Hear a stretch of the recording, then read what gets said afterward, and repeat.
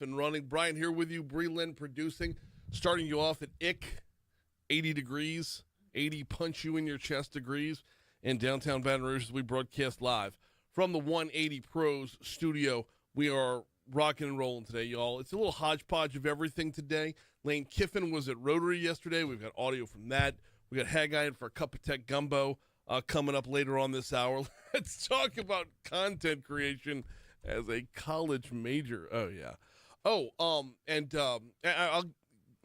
give you the full rundown in just a little bit, but I'm super duper looking forward to this. 7:15, our coroner, Dr. Beau Clark, going to be on the hotline. I want to talk a little bit about what's going on in Baton Rouge. Fentanyl has been a problem for some time, but we haven't heard it in the headlines very much lately. Is it going away? Is something replacing it? But this is going to be a two interviews in one thing, because I want to follow up on yesterday's Legally Served with Franz Borchardt, where we talked about Nolan Wells and why there's so many unanswered questions 3 weeks, 4 weeks removed from his passing when it comes to like autopsy results, what you can actually know, what you can actually learn, what you can't know, what is left to be learned later on from either autopsies or toxicology reports. Why, when the entire nation is looking at you, does it take from July 6th to July 30th and they still don't have the toxic? So we had a lot of ground to cover there. Obviously, he can only speak from a Baton Rouge perspective, so some of this is going to be in hypothetical form, but it should be a really, really fascinating conversation. I'll give you the rest of the rundown later on. Let's get you to top stories and trending.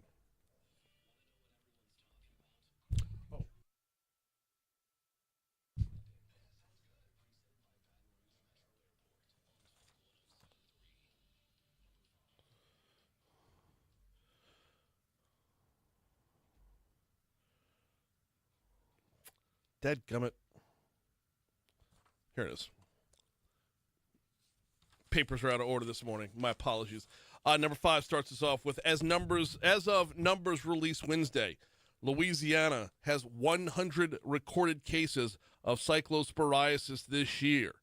That boom, boom, pow. According to our state's Department of Health, the number of hospitalizations of the parasite remains at 6, and there have been no exploding diarrhea fatalities. Louisiana Supreme Court has recused Chief Justice John Waymer from a major case involving Scott Crichton, a former colleague, following a heated exchange between the two that kind of reignited a lingering feud. Let's get you up to Governor Landry has signed an executive order. Governor Jeff Landry signed an executive order aimed at giving taxpayers better insight into how their money is being spent. The order is called the Louisiana Taxpayer Protection Initiative. It is part of the state's Department of Government Efficiency, or in other words, LDOGE, that was enacted in 2025. Sad story out of Miami. Former LSU wide receiver Demetrius Byrd has been arrested in Miami Beach, Florida, after allegedly threatening a man at knife point on a bus. Byrd, who played at LSU from 2007 to 2009, is accused of getting into an argument with another passenger on a Miami Beach bus before pulling a multi-tool from his pocket, opening the blade and shouting, "Who wants to die?" I know a lot of us remember D. Byrd from his time at LSU, the catch against Auburn. Really, really, could have gone on to the NFL, but then gotten into a nasty, nasty crash, and if I'm remembering this right, was not expected to ever walk again. His story is one, and this pattern of behavior, because I met the man a handful of times, and he was the most delightful, high-spirited person. I would be willing to wager, and you can't test for it until after someone passes, but one day we're going to find out he's got CTE. Just that level of volatility like that. So, and the organizers of the recall against Sid Edwards have turned in their petition. They needed just shy of 50,000 verified names to trigger a recall election. They fell just short. They landed at 2,921.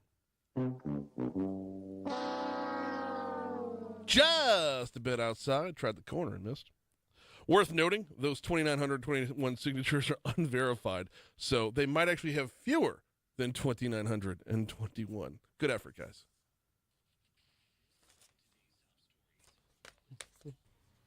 It's just a big old, thanks for playing. Bum, bum, bum. Dr. Anthony Fauci on Wednesday evoked the Fifth Amendment 111 times and declined to answer questions from senators about his handling of the COVID-19 pandemic. Yeah.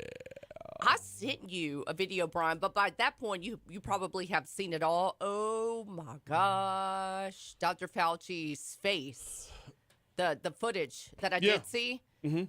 Not only did he look defeated, he looked disappointed, too. Well, I would hope he would. Yeah. I would hope he has some level of remorse. Yeah. The guy, everyone took his word as gospel. Mm-hmm. The man said he is science. That's just... And what was it? One of the senators, he was like, "You have your nerve." Yeah. And Dr. Fauci. Well, there's multiple parts to this, okay? If you're Dr. Fauci and you take the fifth once, you have to take it every time. Once you start answering questions but not other questions, you have to take it every time. However, you got to be worried about that strategy. 111 times he took the fifth. You know who holds the record for the most? Tell me. Carlos Marcello at 152. 150. So when you adopt the same strategy as the New Orleans mob guy, and when you adopt the same strategy as Carlo Marcello, if you're gonna take Carlos Marcello's strategy, people are going to call you a criminal. You can expect that. Golly. You know. All right. The other thing is, I have very little to no, like. I find it hard to find empathy for Anthony Fauci, but at the same time, though, I hate when our U.S. Senate is used for grandstanding, and most of what was happening yesterday was that. Yeah. When it's my party doing the grandstanding, I take it even harder. That's not what that platform is. Berating the man. Right. Yeah. Right. We're not there. We're not there for you to have TikTok content. Yeah. Senator Hawley, anyway, continue. Are deposits sexy again? That's what Scott Godin of Currency Bank told the Daily Report. All right, you got what? Were deposits ever sexy? When are they not? Do you not love putting money in your bank? Well, yeah, but I wouldn't think of having money in the bank. A good buff man compared to putting But I agree. When I put money in my account, in the world of banking, take the context, Breland. It's in the world of. I'm thinking a good-looking man. Here's the thing, though. Here's the thing, is for a while when money was cheap, loans were the sexy thing in the business. Oh yeah. Now that money is not cheap anymore, your money is more valuable. Yeah. What I like about this, I like that this has gotten a little traction from the Business Report, Daily Report. Love that that's gotten some traction from the Daily Report, also because Scott's my guy. I love him.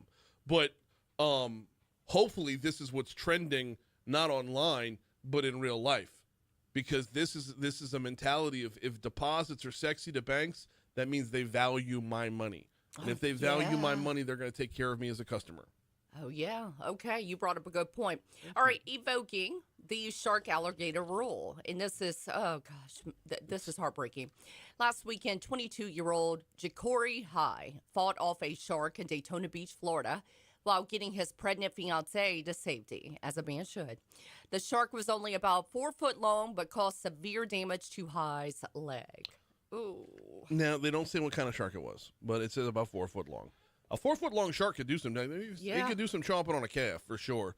Tore a bunch of tendons in the calf, ripped up his hand and whatnot. Oh. But yeah, Ja'Cory, Gosh. I know. But yeah, like you said, got his pregnant fiancée to safety first. Put himself on the line first and got her out. Gosh, that story's heartbreaking. It is. 613 Talk 107.3 FM WBRP. We're breaking down sports into 2 segments here because we got to cover some Saints, and then the 625 segment will be Lane Kiffin at Rotary yesterday. Before we get you to break, let me remind you about 180 Pros. 180pros.com is their website. 330-2200 is their phone number. We're always telling you that 180 Pros, you don't have an IT provider, you have an IT partner. The definition of that is multifaceted. And one of those definitions is collaboration. It's not just a matter of you have an IT company to make sure your network is up and running. You have an IT company that will help you along the way to build and grow your business. We talked with Jacob yesterday about cybersecurity, about management of networks, but we also talked, or we need to talk a little bit about how the small business owner who is not staffed out to where their IT department is also their social media department. I mean, when you're building out a business today, your visual presence is as important as anything else. Being present on social media is important. So who's got you covered on that front with the hardware, with the software, collaborating back and forth to know what you need properly to get yourself in the game on social media? Just one other aspect of the level of partnership they have at 180pros.com.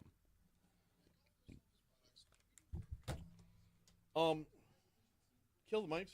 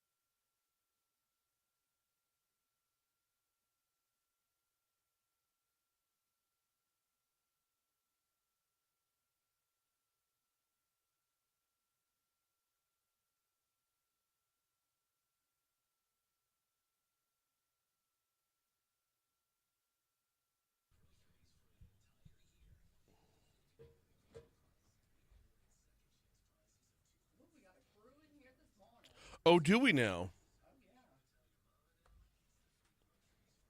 Okay.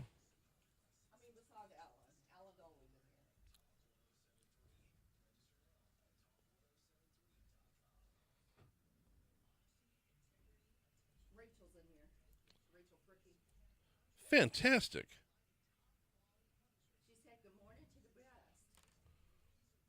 Well, then she's talking to herself because she's the best. And hope she's sticking around because Guarantee Health isn't until the end of next hour.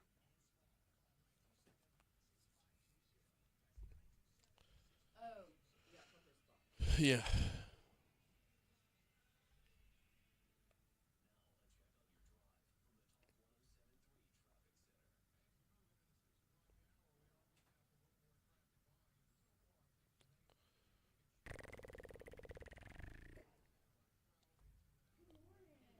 Morning, Haggai.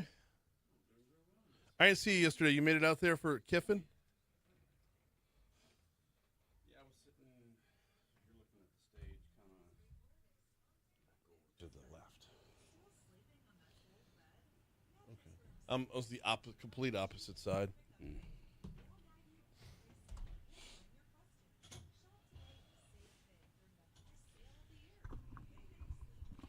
Yeah, normally I stick around a lot for afterwards, but I had to run.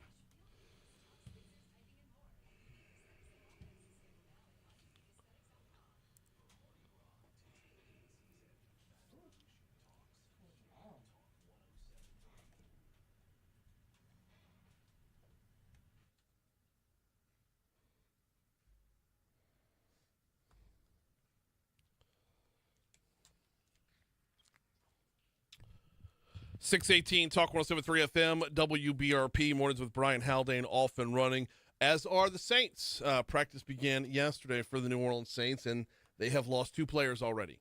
One to injury, one to what might end up being retirement. Taysom Hill is done as a New Orleans Saint.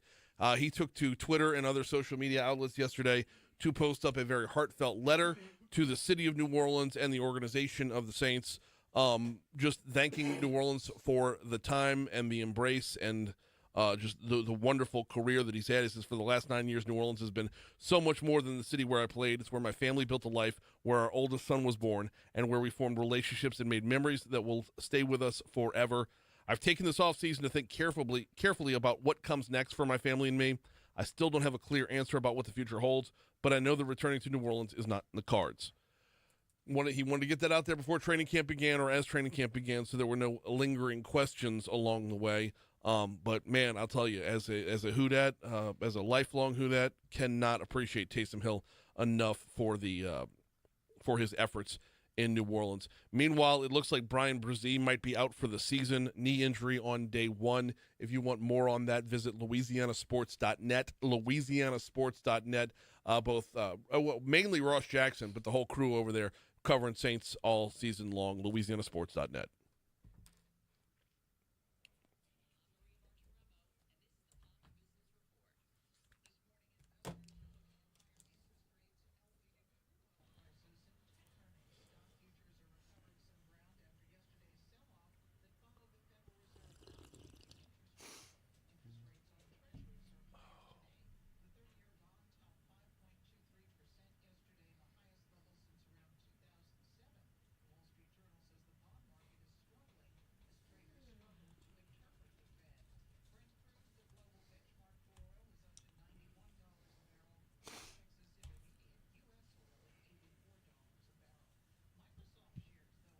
Yeah, I love the peace pole that they gave him On wheels. on wheels, and his reaction to it was awesome. I mean, obviously the dude is Not knowing what a peace pole is. Like, nobody outside of Rotary knows what a peace pole is. but I may bring that to Ole Miss. That's good stuff. Oh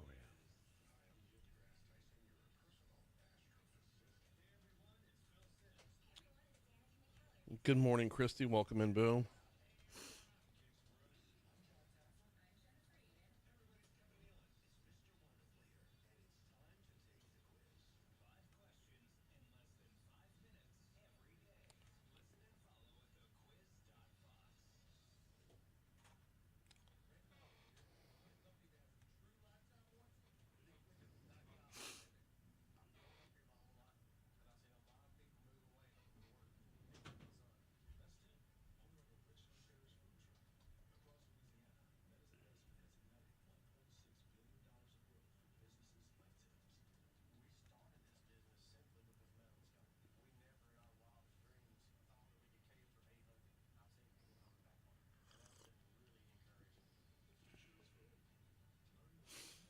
So did you bring that cake down there in the break room downstairs? Did I bring them what? Oh, Did yes. So I overbought because I didn't know how many kids were going to come to Colston's party this past weekend. And so I bought a half sheet, and I kept standing at Sam's, and I told my aunt, I said, you think that's going to be enough? And she goes, yeah, that's going to be plenty. I said, well, let's get more just in case. Well, we never even opened it. But I hear, because I asked the baker, I said, for kiddos or for anybody who would like cake, what's the overall for the palate? She said this one, the confetti cake bar or whatever. With all the sprinkles in it and everything. Yeah. It's like, So I was like, well, shit, we're not going to eat it.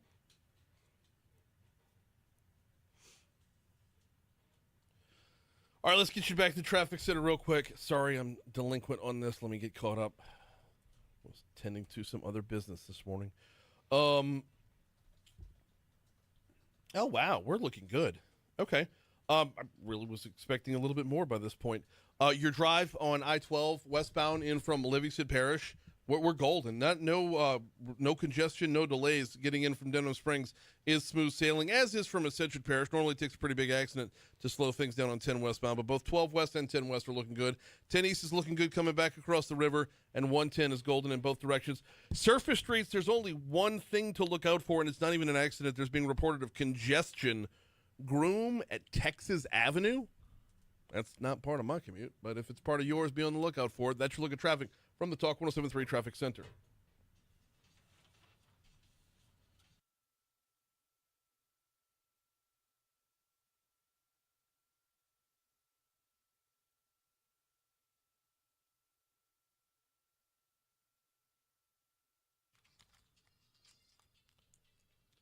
.623 Talk 107.3 FM WBRP mornings with Brian Haldane rolling right along. I'll remind you about Industry Makes. IndustryMakes.org is the website. If you want to learn more about what Industry Makes does and who they are, short answer is they're the return served to the protest. That is the short answer. Is you get the industries up and down the river who employ our neighbors and make the products that literally run the world, from the tires on your car to darn near everything you're going to see in a hospital. Like industry makes these things and so many more. Who is speaking up on their behalf? Who has the straight facts when you get a sideways story? Industrymakes.org. Visit the website. Check out the Ambassador Toolkit. Maybe some of the frequently asked questions. Maybe do a little myth busting while you're there. But learn more about the actual facts. Industrymakes.org. We are very quickly approaching football season. One of the key markers for me, because I'm a member of Rotary, is when LSU's head football coach speaks to Rotary. That happened yesterday. Lane Kiffin was there. We're going to get you some audio in just a quick second, but I want to give you an overview of my takeaway of Lane Kiffin, because the personality of Lane Kiffin, the character that he plays on social media or not on social media lately, the image of him as like an outgoing introvert, like everything about him, the persona, if you will, precedes him. Hearing the man speak for the first time, face to face, hearing him speak to a crowd, I was really, really impressed, really like surprised and impressed, because everyone has their own different style, right? But one of the things that I look for in someone who I think, if I'm looking for someone to run an organization, is, do they value the people around them? When Ed Ogeron was head coach, when Coach O would speak publicly, he would give you the breakdown on all of his players: height, weight, 40 time, what they like to eat for breakfast, what they like to eat for dessert. He knew his players inside and out from top to bottom. He eat, breathed, slept recruiting. That's who he is. That's what he does, and he does it better than anybody on the planet, okay? And it shows that he values the players he recruits. It shows. Every time you heard a story about Ed Ogeron recruiting, you heard the word, you heard the phrase, we felt like family. And it's legit, and he backs it up. He values the people. Now, I don't want to demean too much Brian Kelly, but every time Brian Kelly spoke to the Rotary Club, he talked about process, he talked about systems. He talked about things in a way that if you build things out, the people are interchangeable. I don't know if he did that intentionally, but that was the way it came across. And there's something to that. There's something to trust the process, right? Well, I don't know that it worked for the 76ers, but there's something to trust the process. You want to build out manners with which to succeed. Lane Kiffin yesterday, above anything else, talked about his staff that he's built around him. Talked about Charlie Weiss, talked about Blake Baker, talked about Billy Glasscock. He talked about the people around him, and when you lead with that, when going to speak to others, when you lead with those who prop you up and bring you along, when you lead with your team, whether it be the players on the field or your generals underneath you, you value people. And to me, that goes a long way, because if you don't have the support of those who are in that graph beneath you, if you don't have their support, you're not going to get anywhere. That was the biggest takeaway for me yesterday when it came to Lane Kiffin. He values the people that he surrounds himself with. Now, as far as coming into Baton Rouge, we're going to start with cut 4. As far as coming into Baton Rouge, he gave a big shout out. When building this team, he had to use a lot of transfer portal.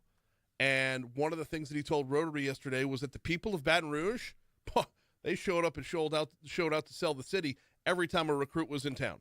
When they came on visits, and these were players that in the portal that could go anywhere in the country, went to other great places on visits, one of the common things that was said by the kids, but especially by the parents, on Sunday meetings, they said, wow, it was amazing going around the university, going around the town and feeling so welcome, whether it was at the hotel they stayed at, whether it was at the different restaurants that they went to, and that everybody knew who they were, and everybody was excited about the potential of them coming here, and they felt a really home feeling, even though they're only on their visit for 48 hours. So I knew the history of being able to recruit to LSU and the stadium and the great players that have played here, but then to add that on top of it, really, I understand why over the course of time, as you look at it, it's been one of the most successful places in America, but also where great players have chose to come from not just the Southeast, but from all over the country because they feel that during the weekend. Let's get back around to respecting the people and appreciating the people that are around him. Cut 8, if you would. He talked about how when you have different pieces in different places, you adapt the system to them. I think what we do really well is we get the pieces and then we figure out the system to fit the pieces. Many people just run their offense or defense and they just, okay, this is what we run. What we do is, especially offensively, okay, is we look at the players, we figure out through camp what do they do really well, and then we maneuver the system around that. And over time, as you look at the different stops of where we've been offensively, we look very different sometimes from year to year. We may have a year where we're calling plays at Alabama and Derrick Henry leads the SEC in rushing, and rushing attempts in the country. We may have other years where we throw the ball a ton. That's all based off of the players as we figure them out. So that's exciting to get to that part of it. One more, just to squeeze this one in, and he was actually very, very funny yesterday as well. Funny and serious when talking about how do you make the playoff selection? I have an easy solution I've said for a long time, okay? We do all these things in the committees and everything. When it comes down to is that team better than that team, ask Vegas what's the spread on a neutral site. That's what they do. They're going to do it a lot better than putting a room of conference commissioners and some former players and saying which team's better. He was fantastic yesterday. Here's news. Cup of Tech Gumbo's up next.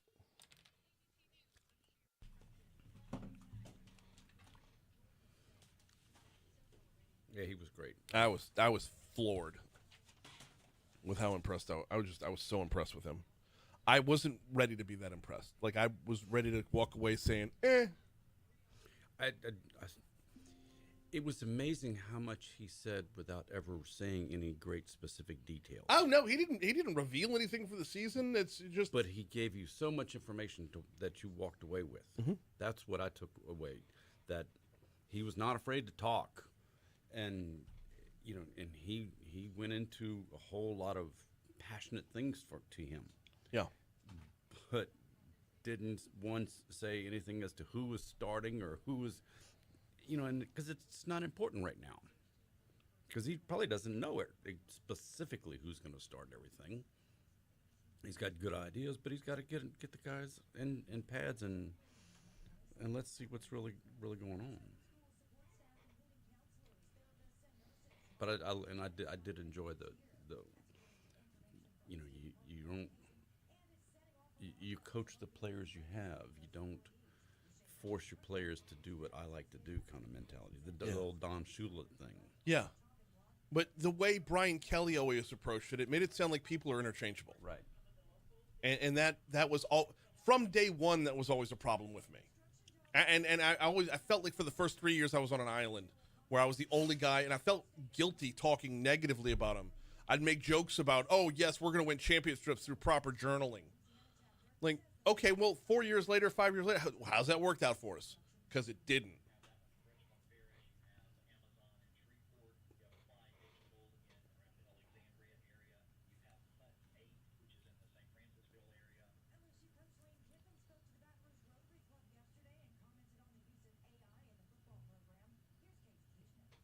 That's what he talked about? That's your take? Jesus Christ, I hate the news so much.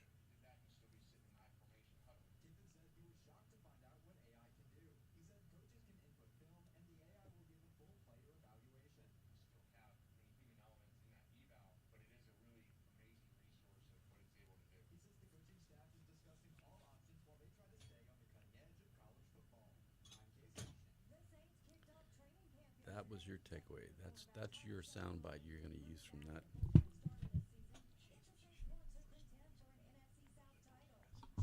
Really?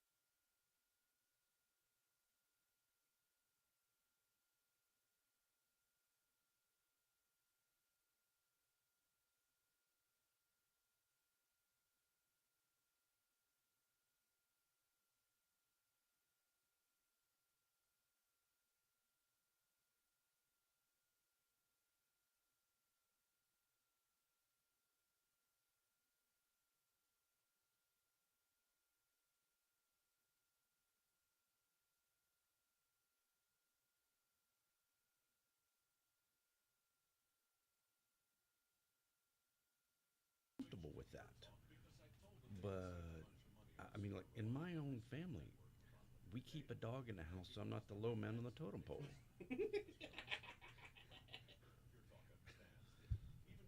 Also true. I mean, I got a PhD for a son and a wife with a master's who was a 4.0 student all the way through and is considered an expert on maternity and adoption. Mm-hmm. My youngest kid can make software do things that scares me. And then there's me. I can talk. That's, well, yeah.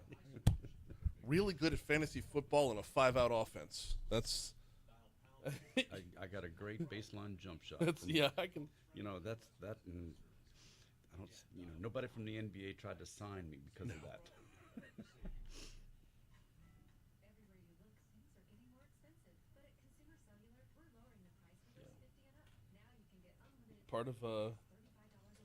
That's 30 part of 3 and D is getting back on defense, and I can't even do that. So. number one in network coverage and customer satisfaction. Well, shit. Where'd your? There it is. Okay. Call 1-888-FREEDOM or visit Consumer Yeah. Cellular online or in-store. Looking at Byron, I don't think journaling worked out well for Fauci. I felt sorry for him yesterday Why? because he tried to do the best that he could do. Agree with it or not, he was trying to do it. He was dealing with a pandemic. For a while.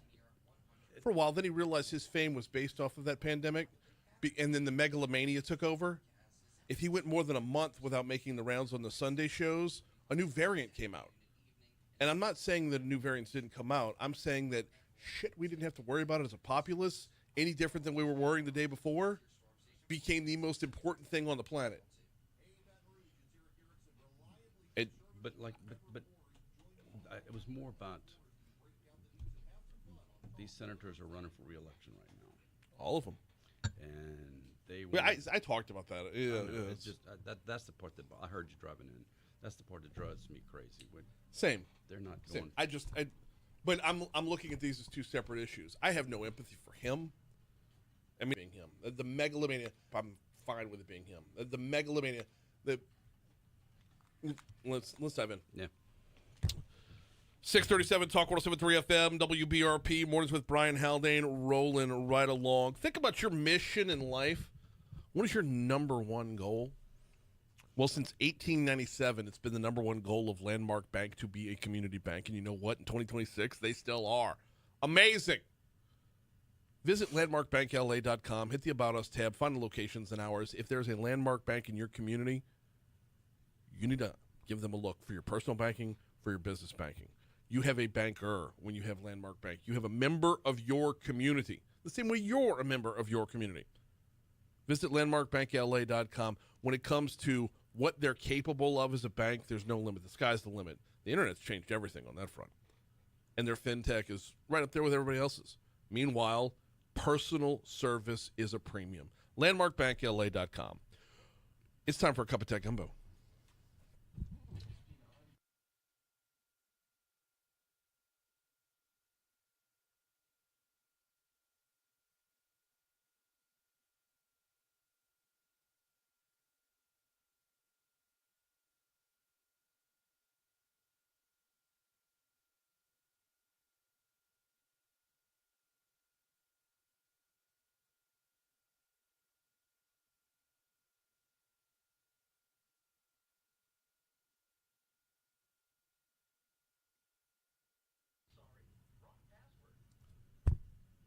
Morning, Haggai.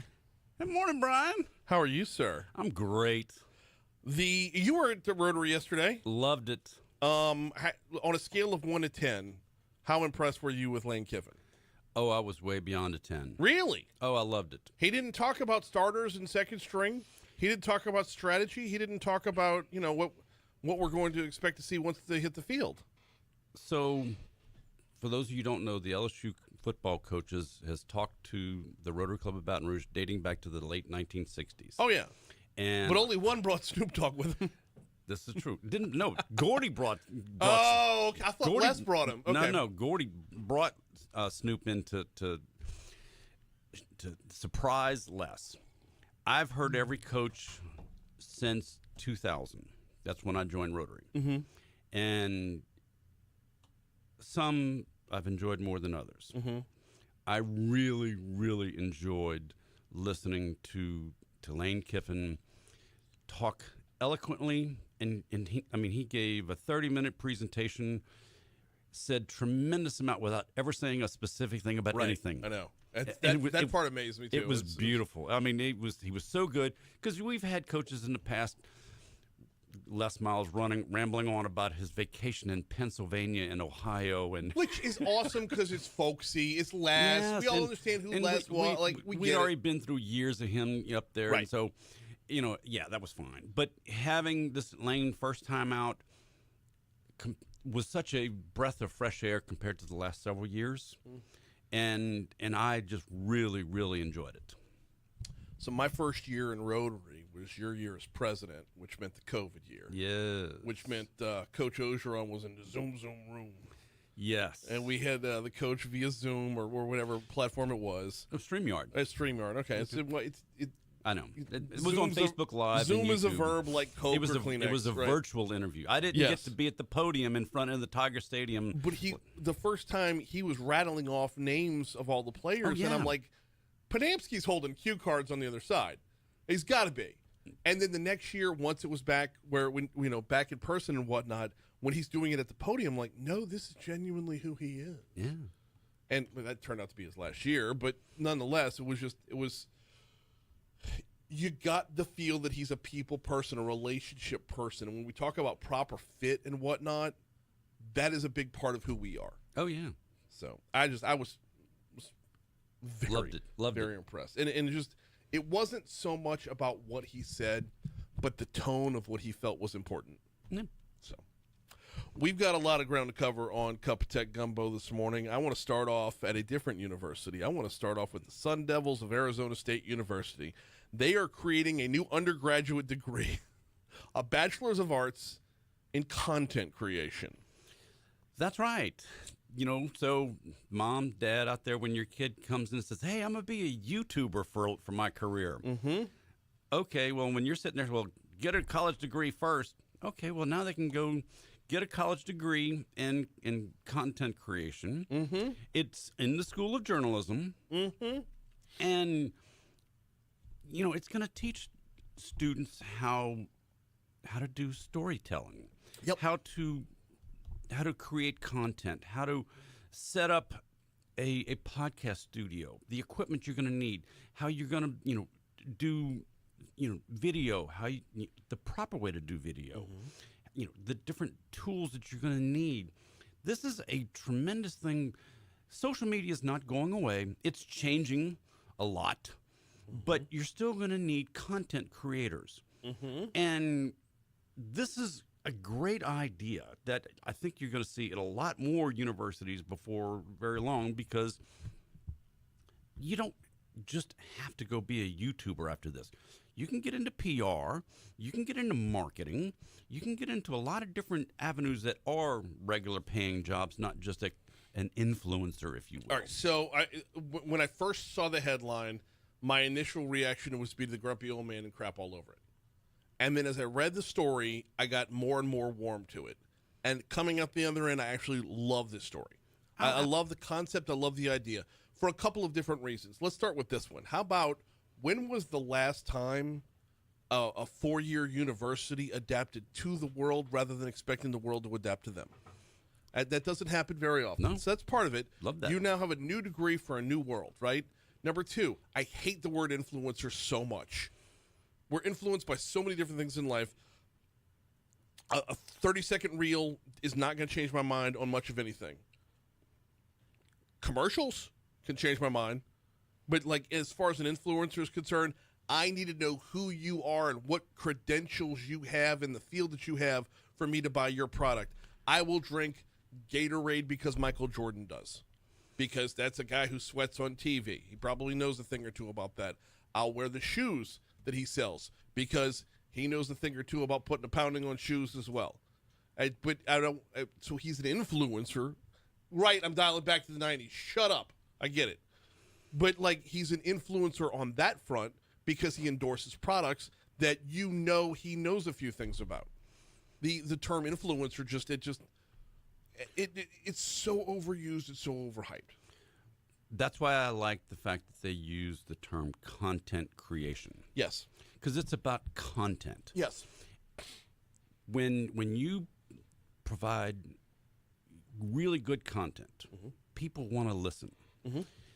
And that's why your show is so popular. That's why our show has been around for 12 years, because we give good content. We make the things we talk about interesting because it's interesting to us. Right. Like a story like this. I mean, if you just looked at the headline, you think, "Oh, great, it goes into." No, it's a good thing, because you're taking these young people who are about to start their careers. You're giving them an education into how to make their careers, their lives better. Don't just go out and try and be a YouTuber and talk to people on the street with not knowing what you're doing. But if you've got an idea and you can tell a good story, right, in a way that people are going to be interested, and they're going to come back and want to hear it again and hear you again and hear you again, now you are a content creator. Yes. And the other part of influencer, when that term comes up, it makes it sound like somebody's flying solo. This content creation degree is going to serve more corporations than it is individual, influencepreneurs out there. Because what company doesn't have a social media person right now? Absolutely. And who has just grabbed somebody from marketing and slapped them on social media when they have no idea where to go or how to get there? We're going to pick up the conversation right after that. When you talk about marketing, how about the Matherns Rewards app when it comes to self-marketing? By the way, Totino's pizzas are 99 cents at Matherns this week. God, I love that. It's not that much of a discount. 99 cents. Totino's are a cheap pizza. I love the simplicity of the Totino's pizza. I also like the cubed pepperonis. Anyway, 99 cents it's the number one deal of the week this week. There's a whole bunch of other deals of the week going on right now. You'll get $1 off every pound of ground Butterball ground turkey. There's a whole stack of Food Club products. All you have to do is download the Matherns Rewards app, clip the deal, scan the barcode at checkout. It does the mathing for you. Download the Matherns Rewards app today.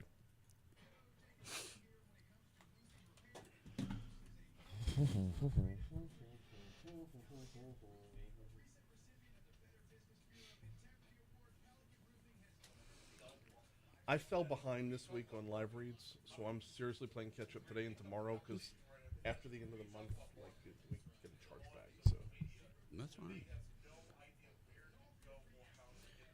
Oh, go ahead. I want the story about the OpenAI that broke out of its sandbox and hacked Hugging Faces. Wait, what? So, OpenAI's newest LLM, the ChatGPT 5.7, I think it is, 5.6 Sol, they had it in a sandbox virtual environment that they didn't give it access to the internet. And this company, Hugging Face, created some benchmarks to test it.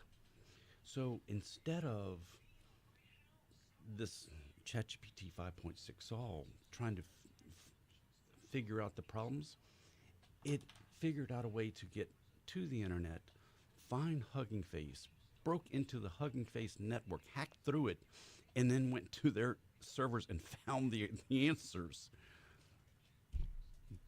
This was scary how powerful this stupid thing is. We're creating science fiction. We're literally creating science fiction right now. This was the movie War Games. I mean, legit, yeah. Yes. I mean, if you'd have put this in a movie 5 years ago, everyone would have thought, oh, yeah, that's cute. Ha, ha, ha. You put that in a movie today, and everybody's going to go, oh, God, he really did it. This is not a fictional movie. This really happened. Mm-hmm.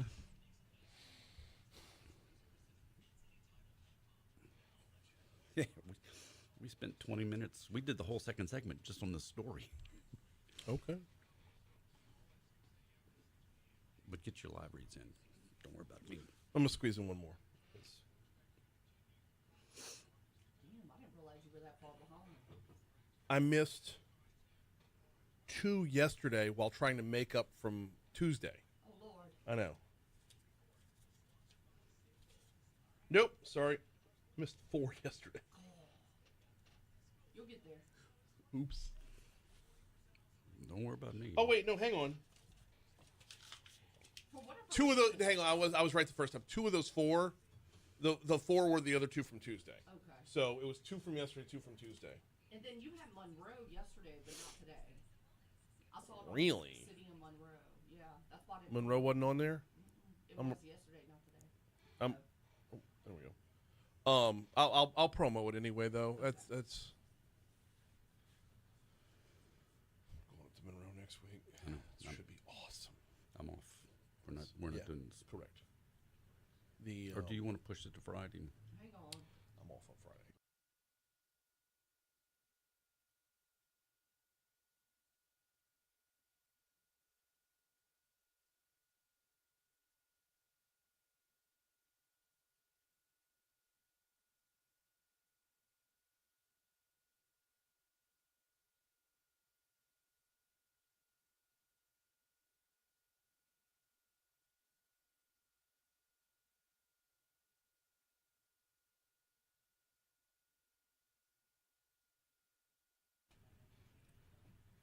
So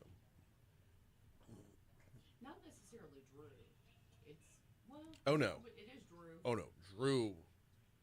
Dave just kind of. Drew Drew can be so piercing because he's smart and dry when he wants to be, and then he'll bludgeon you when he wants to as well. Like he's And Dave just kind of. Oh.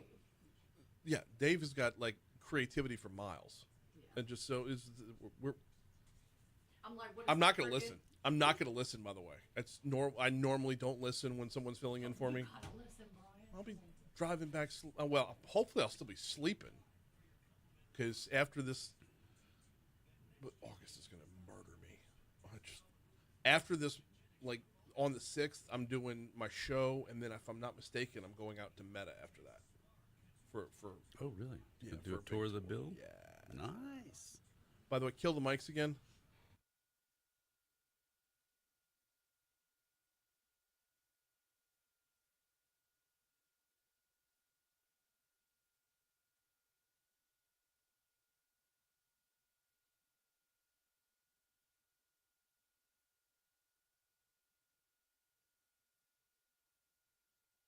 Yeah, let me throw that out there to him. You'll let Zuckerberg be your overlord? Kind of already is. 652 Talk 107.3 FM WBRP mornings with Brian Haldane rolling right along. We're about 10 minutes from Wheels Up out of the Baton Rouge Metro Airport for your daily flight to Reagan National in Washington, D.C. I love this flight so much because it comes back same day. It's round trip in the same day. Don't even have to book a hotel room. Think about that when you're filling out your expense reports. Now, look, if you want to stay overnight, sure, there's another one tomorrow. But if you want to get your business done in our nation's capital and get back home again, if you need to fly out to Capitol Hill, sit down on the Senate and plead the fifth 111 times, you can come home same night and cry yourself to sleep in your own bed. What? Oh, that was out too soon? That's terrible, Brian. I'm sorry. Dr. Fauci. FlyBTR.com. Back to Cup of Tech Gumbo. Gonna regret that one later. Back to Cup of Tech Gumbo.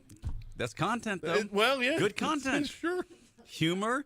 It's interesting. It's on point for the news of the day. He looked like he was gonna cry the whole time. Yes. He was not a happy person. Hey, how close to science fiction are we? Oh, we're there. We're probably past that point of no return, actually. Okay, so when it comes to AI and where it's headed next, the whole Skynet world is coming to life. But at least if we keep the AI off of the internet, self-contained with its own little cage, it's not going to break out, right? Well, you would think. So, about a week ago, OpenAI is testing their newest version of their LLM, ChatGPT 5.6 Sol, and it was in a sandbox environment. Sandbox environment means it's contained. It can't get out and go do other things. It can't it can't get to other computers, other networks. It's a very closed environment. And OpenAI brought in another company called Hugging Face. Hugging Face? That's the name of the company. I didn't name it. It's Sure, why not? I'm just bringing the news to you. And Hugging Face is a software company. They created some tests to see just how well this new LLM was going to do. And ChatGPT 5.6 Sol decided, instead of working through the problems, it decided to break out of the sandbox, which no one thought it could do, but it did. And it found a way to the internet. Once it got to the internet, then it found its way to the Hugging Face network. And then it hacked its way through the Hugging Face network. And it got to the Hugging Face network servers and found the answers to the problem that it was being asked to solve. So instead of working through the problem, the analogy that my son used on the show, instead of the student doing the homework and then taking the test, it broke into the teacher's house and stole the homework, stole the answer key, and went back and did the test that way. Just like Animal House. How did Sol? Is it Sol or Soul? S-O-L. It's spelled, Yes. spelled S-O-L like S-O-L. son. S-O-L. So better call Sol, or maybe it's Soul with a capital S. Hashtag Tower of Power. It's like another day on Mars. It's yes. Nice. How did it know there was an internet? That was my first question. I don't know. Awesome. But this is.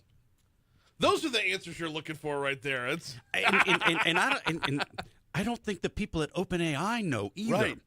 The fact that this LLM broke out, it knew that it needed to break out of this confined, space to go hack through another network to get the answers. So I have so many problems with this because number one, how did it know there was an internet? Number two, why would you build this on a network that's also connected to the internet, even if the AI is not? That's how LLMs work. I mean, LLMs, just because I have Claude running on my computer, I have the downloaded version. I'm not doing the processing on my computer. I'm storing the files here, but everything happens in all the data centers wherever around the world. And that's what, when ChatGPT 5.6 is working, it's working in data centers. It's not running on the local computer there. And so it is connected to the internet, but it was supposedly confined so that it didn't know that there was a real internet out there beyond just what it was able to do. And then it just went nuts. It went out in the wild. And there's because of this, a Republican and a Democrat in the House of Representatives filed a bill, the AI Kill Switch Act. Because that's going to work.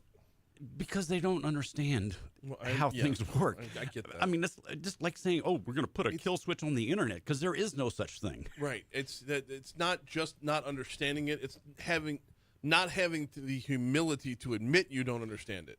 Yeah, That's the part that bothers me. It's so frightening. I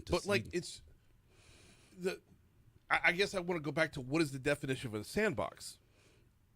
Because while a sandbox is a virtual environment that is contained, a contained virtual environment that you can run a program, so it does not expose other devices on your network. Right. But I mean, it doesn't matter how deep the pit is. Even the son of Ra's al Ghul can get out of the pit.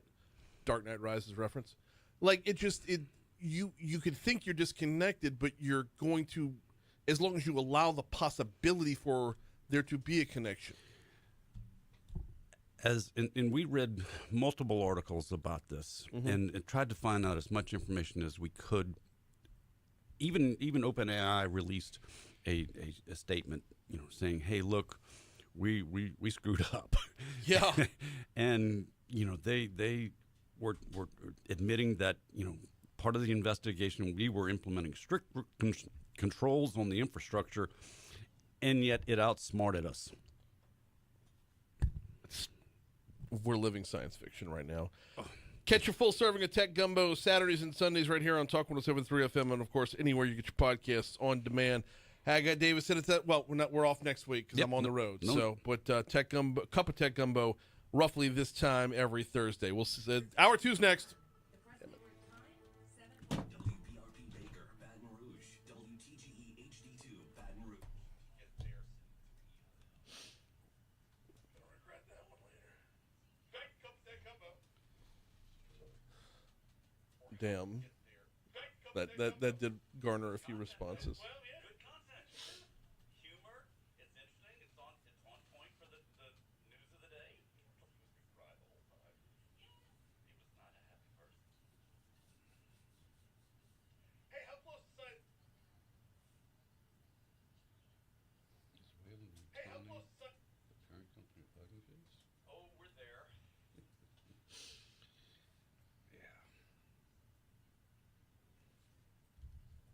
Time every Thursday. Roughly this time every Thursday.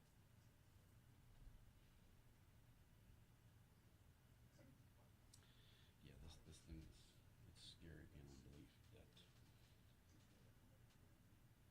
if this stupid damn thing figured out how to get out of the samples, out of this controlled environment where they weren't allowing it to know to go anywhere, but Morning, Haggai. it just that's Yes. it's we've jumped past the point of no return. We didn't just step on it; we jumped way over it. I agree. I question the veracity of like whether a sandbox can be gotten out of though. It's Never happened before. but the LLM is only going to do what you program it to do. Mm-hmm. So somewhere in the programming, it was told to keep exploring beyond the borders. Obviously, and So what they can come out and say, "Oh my God, I'm shocked and appalled that there's gambling in this establishment." They wanted it to do this. They wanted it to do this. It's maybe I don't. I mean, I can't sit there and say I can't disagree with you, but by the same token, I think they're this is going to rattle a whole lot of people in Silicon Valley. yeah. That Well, yeah, and it probably should, but like,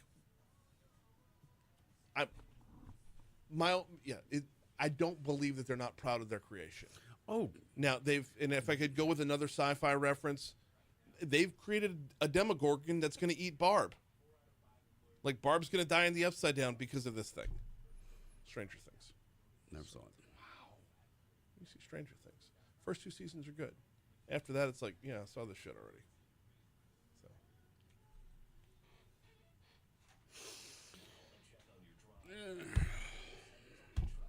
Enjoy. Why they Fun row. The whole yeah. Ask them that if they'd like to. We'll stop talking bad about them. I'll bring it up while I'm up there. So yeah, I haven't talked to them personally. That's all gone through Lasher. Mm-hmm. But once I'm up there and start making some contacts, because I'm gonna want some content from them as well.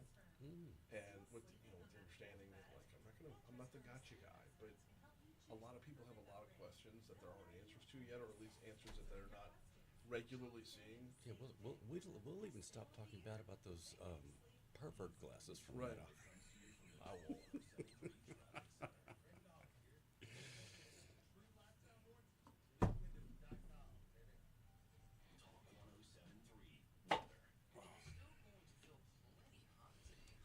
Have a great weekend. Bye. Have a great weekend. Enjoy your trip, Ron.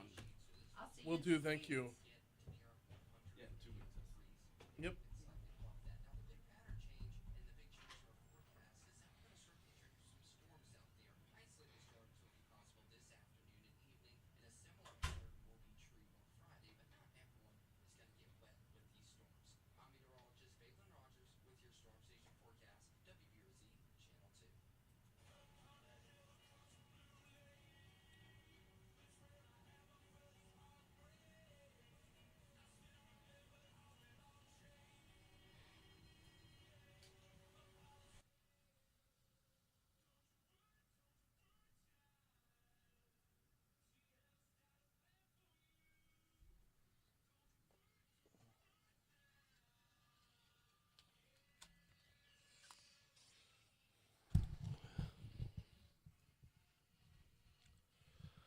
7:05.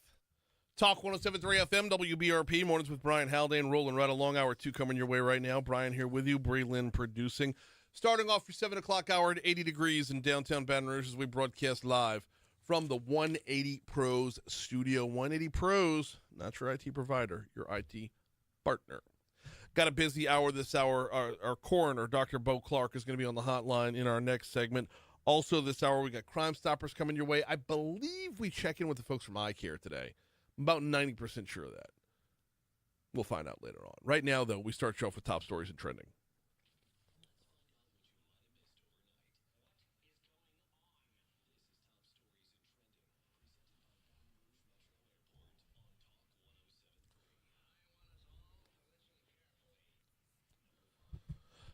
Scenic Highway is about to get a little love. An $8 million renovation project along Scenic is set to begin construction, with the city parish hoping that investment will bring long-term change to the area. In fact, Anthony Kenny, the District 2 councilman, said residents have been waiting for this. When you improve lighting, when you improve walkability, when you improve the road itself, you see investment in the community, spark more investment in the community. The stretch of Scenic Highway that we're talking about here has been on the renovation list since 2020. Now that they're getting started, they should be done by the end of next year. As of numbers released yesterday, Louisiana has 100 recorded cases of cyclosporiasis this year. According to our state's Department of Health, the number of hospitalizations remains at 6 for the parasite. And by the way, that number hasn't changed from week to week, and there still have been no fatalities. Louisiana Supreme Court has recused Chief Justice John Weimer from a major case involving Scott Crichton, a former colleague, following a heated exchange between the two that reignited a previous feud. Sad story out of Miami. Former LSU wide receiver Demetrius Byrd. Remember that touchdown against Auburn? Back of the end zone, D-Bird. Demetrius Byrd has been arrested in Miami Beach, Florida, after allegedly threatening a man at knife point on a bus. Byrd, who was a Tiger from 07 to 09, is accused of getting into an argument with another passenger on a bus before pulling out a multi-tool from his pocket, opening the knife blade and shouting, "Who wants to die?" Byrd's saga has been, it's been sad along the way. He was in a terrible, terrible car accident after LSU that ended what could have been a possible NFL career. He's been a really wonderful guy. I remember doing a celebrity bowling event with Demetrius Byrd. The first time the bowlers came to town, and he couldn't have been more of a delight the whole night to see this kind of turn on like this turn of events. There's not a nice way to say this, but I'm willing to wager that one day we're going to find out he's got CTE. That level of volatility is just it's scary. The organizers of the recall against Sid Edwards have turned their petition in. They needed just shy of 50,000 verified names to trigger a recall election. How close did they get? 2,921.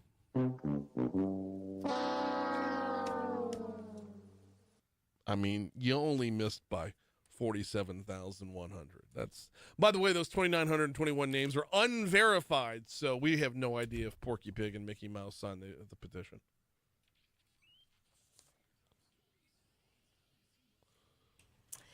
Well, 2921. I'm sorry. It was such a stupid idea. And by the way, there's also recall petitions out there for Governor Landry and A.G. Merle as well. So they're on the clock for those too. But the organizers of the petition said, this fight ain't over. They're not done yet. And I'm like, what? Well, you really didn't get started. So I guess not. Oh, boy. Yeah. Dr. Anthony Fauci on Wednesday invoked the Fifth Amendment 111 times and declined to answer questions from senators about his handling of the COVID-19 pandemic. Yeah. I'm not a fan of Dr. Fauci. I'm just not. I know. Oh, man. Look, at the beginning of the pandemic, there were a lot of people that were just amazed by his ability to manage things. But as time grew on, you could tell the megalomania was taking over. If he went more than a couple weeks without being on TV constantly, all of a sudden the pandemic got worse. There were new alarms going off. And I'm not saying he was like inventing variants and whatnot, because those things are very, very real. But like one didn't change the story from day to day. It just, hey, let's reset all the alarms now, put everybody back under, mental lockdown again so that I can be on TV more. Once the megalomania kicked in, I was just so done with him. I have very, very little empathy for, like we said last hour, he looked like he was going to cry up there. Oh, I know. And he, at certain points, just put his head down and couldn't even look. I know. I'm like, Now, damn. by the way, on that same note, separate story, though, I have no love for grandstanding, even when it's my own party. That was unacceptable. Right. That is not the forum for it. You are the U.S. Senate. You are the most august body in the nation, if not the world. This is not grandstanding, dropping F-bombs. This is not. Oh, I know. Not the forum for it. It just ask questions. If you don't get answers, you don't get answers. But just ask the questions and move on. You are there for an investigative purpose, not a social media purpose. Right. The way they berated him for social content, because that's what it was. It's theater. Yeah. I don't need the theater. I want the Senate. Yeah. Are deposits sexy again? That's what Scott Godin of Currency Bank told the Daily Report. Love this story. This isn't a trending story so much as far as like going viral online. This is a trending story in the business world because if our deposits are what's, and by the way, the Daily Report, yesterday morning's Daily Report has the story. And Scott basically said a few years ago, money was cheap, so loans were all the craze, right? Well, now money's more expensive, so deposits are all the craze. That's well, here's the repercussion of that, though. Here's the unintended consequence, if you will, is if deposits are sexy, then my money's valuable to the bank. And That's if good to my hear. money is valuable to the bank, if they're going to value my money, they're going to value me as a customer. So my worth is now in demand. Your worth as a customer is now in demand. That's the part that I think is that's the sexiness of this, is the appeal of your money and mine. That's just we are worth more today because of the value of our money. I mean, not worth more monetarily, but worth more as as dollars get more scarce. Right. I know. Invoking the shark alligator rule. Last weekend, 22-year-old Ja'Cory High fought off a shark in Daytona Beach, Florida. This is heartbreaking, but here's the deal. It was while he was getting his pregnant fiancée to safety. Good for him. The shark was only 4 foot long, but caused severe damage to High's leg. So we don't know what kind of shark it was, but a 4-foot shark can do some damage. I mean, that'll chew up your leg pretty good. So he had tons of damage to tendons and whatnot. Tore up his calf real good. Tore up his ankle real good. Ouch. And they tore up his arm as well as he was trying to fight the shark off. But fight. Okay. Like as he was exiting the water, he was like the blood was just everywhere. So in reading the story, it's a 4-foot blacktip can do you some damage. I know. I mean, a 4-foot. So if that's a great white, it's never going to be that close to shore as a 4-footer, because he was waist deep. So, but there's some sharks that'll do some good old chomping. But he threw himself in front of his fiancée. Oh, yeah. And got her to safety. Yeah. And so he's a hero on that front. By the way, as Shark Week continues, did you watch any Shark Week last night? I did not. Okay. I DVR'd a ton. So alien sharks. Huh? So every year for Shark Week they'll have like stories about great whites, and because they're the biggest, baddest apex predators. We talked with Kendall about Kendall Burnett about the Makos, which I absolutely love. But they'll do one episode of alien sharks every year where they look for new weird species of sharks. Oh. They were in Venice, Louisiana. Oh. Hanging around oil rigs, looking for a bonnethead shark. So a new unique shark is, So they found a bonnethead around like an oil rig off the coast of Venice. Bonnethead shark is like a smaller version of a hammerhead. Oh. So the hammerhead has the two sides come out the head like a hammer. How a does this bonnethead is look? more rounded and then circles back in. Now, is that a new species or No, just... it's not new. It's endangered, but it's not. Okay. It's not new. It's just very, very rare. Wow. So they That's found one. fascinating. They found one and caught one. And then they had a crawfish boil on a floating picnic table. Yeah. Probably not, but... If you see the replay of the show, if you see alien sharks later on the Shark Week, I would recommend checking it out. It was worthwhile for the information, and then you just roll your eyes when they have the So what they were trying to do was get away from the oil rig and closer in ashore so they could catch one. So they did a crawfish boil on a floating picnic table, and then they were just throwing the shells in the water, trying to attract the shark. Now, I don't know why that would attract a shark, because it's nothing but cayenne pepper at that point. So they're like, yeah, we have the carcasses of these of the shrimp and crawfish that we're throwing in the water to attract them. By the time it's gone through a boil, it's nothing but chitin and cayenne. Let's throw some boil in there, some seasoning, some black pepper. Right, some... Anyway, it was a good episode. We're running long here. Do need to remind you about ExxonMobil. Been in our backyard for 115 years, looking for 115 more. How do you do that? How do you take, the level of employment, responsibility, all of it, and move it into the next 115 years? Well, you do so by adapting to what the world needs. And trends in the world right now mean that future is going to involve carbon capture. When that future involves carbon capture, how do you implement it for the same levels of safety that you have over the years? They've built a website to talk about it, aboutlaccs.com, aboutlaccs.com. If you've got questions, if you want to learn more where ExxonMobil is headed in the carbon capture space, visit aboutlaccs.com.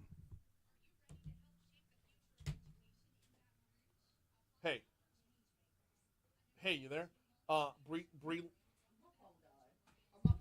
So that number's not working right now. Bree Lynn's about to call you from our other number.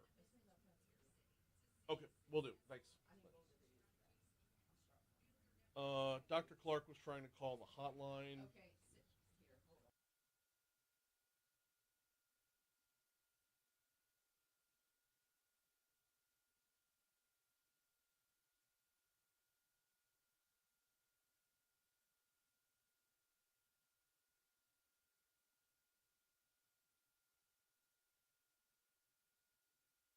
Don! How you doing, Don? Did you text Brian? Brian never texted back. What made me call bullshit? Oh, look at that. Bullshit. From now on, he should do it like the bird. You know how you can, react to somebody's... Yeah. Hey, Dr. Clark. Hey, good morning. How are you? We are doing so good. We are running a tad behind, but we are in commercials, so probably 30 seconds to a minute, okay? Okay, no problem. Is this updated from what you sent me? She just gave it to me. All right, well, I'll go with the new one. I think she just printed it. Okay. So You sent me one like a week and a half ago. Yeah. Dr. Thornton.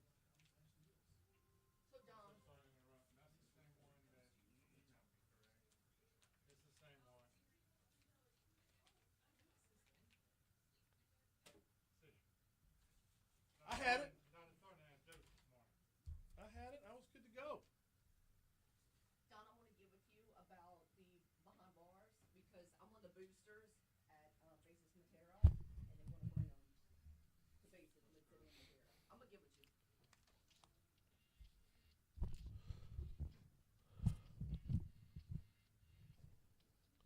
717 Talk 107.3 FM, WBRP, mornings with Brian Haldane, rolling right along. Yesterday during Legally Served, we talked about the Nolan Wells case out of Mississippi, as a lot of the nation's been talking about that, and realized, you know what, there's still a lot of unanswered questions. So got a two-part interview here. We're going to do this in two different segments, or not two different segments, but two different pieces of the same segment. Wanted to reach out to our coroner, Dr. Beau Clark, to see what we can learn. Obviously, he can't talk about this case specifically because it's not his. It's nowhere near us. But also wanted to check in on a few other things as well. Dr. Clark, how are you this morning? I'm doing well, thanks. I appreciate you hopping on board. Before we get to the Nolan Wells, well, not the Nolan Wells stuff, but I want to ask you about the nature of autopsies and whatnot. Before we get to any of that, though, I feel like we're hearing fewer stories about fentanyl these days. Are we getting somewhere in this battle? Yeah, so, I always have said that there's been a three-pronged approach to the battle on fentanyl, and the last part of that was closing the southern border because we knew that's where the influx of fentanyl was coming from. And over the course of the last year and a half, that has been done. So we've seen a drastic reduction in numbers. To date, this year, we have 48 confirmed overdoses. And so if we keep on this trajectory, there's the potential for us to have a double-digit year, which we probably have not seen in over a decade. It's been triple-digit years in the past. So, obviously, I think we're moving in an excellent direction. We'd like to see that number get to zero, of course, but it seems we're on the downside of the curve. Now, we would love to see that number get to zero, but not as a second place finisher to another more dangerous drug. Is there something replacing fentanyl out there? We have not seen anything specifically replace fentanyl at the level that fentanyl had plagued the country. Okay. Of course, we're always looking for it, and we keep in close contact with our toxicology partners, the forensic laboratories, to see if they see a trend that might be occurring in another part of the country that we need to be aware of here. But we have not seen something of that nature. Okay, I apologize in advance if I'm mispronouncing this, but I've seen a couple of stories about, is it nitazines? Yeah, so there'll be some other things that have come out even during the fentanyl crisis, but nowhere to the level that fentanyl was the culprit. We're talking with our coroner, Dr. Beau Clark. So if we're actually getting a hold of the fentanyl crisis, I mean, is zero a possibility? I mean, it's pie in the sky, but isn't even possible on the radar? Well, I think you have to hope that it is possible, but certainly from a reality standpoint, there will likely always be a level of overdose that occurs in any community. You just hope that number is as possible.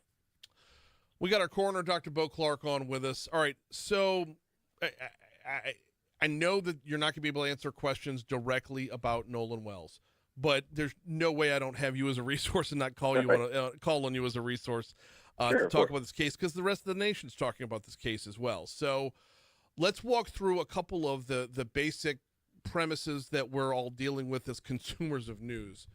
I want to start with this. We are now on July 30th. His body was found on July 6th.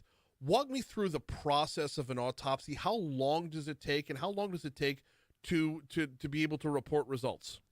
So there's a lot of misconceptions about the time frame, likely because people watch a lot of Netflix documentaries and so forth and think things happen kind of at commercial break, as I always say.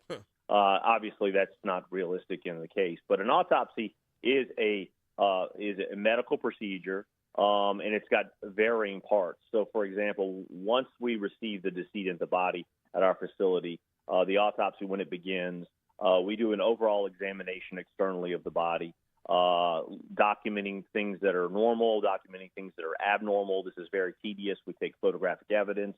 We take any other kinds of evidence that is physical evidence that might be present on the body. And then we clean the body off, because sometimes, dirt, dried blood, things of that nature can obscure what we see. Mm-hmm. And then we repeat the whole external process again now that the body has been cleaned. And so that is a very tedious and meticulous process. Then we go from there to doing what's called an internal examination, where we actually cut the body open. We go through very meticulously each of the organ systems, looking for both abnormal things and normal things. And in doing such, it allows us to, not only photograph it, we might take tissue samples at that point, which is little small pieces of tissue to be used later. And then those organs are then returned to the body, and then we're done with that part of the autopsy.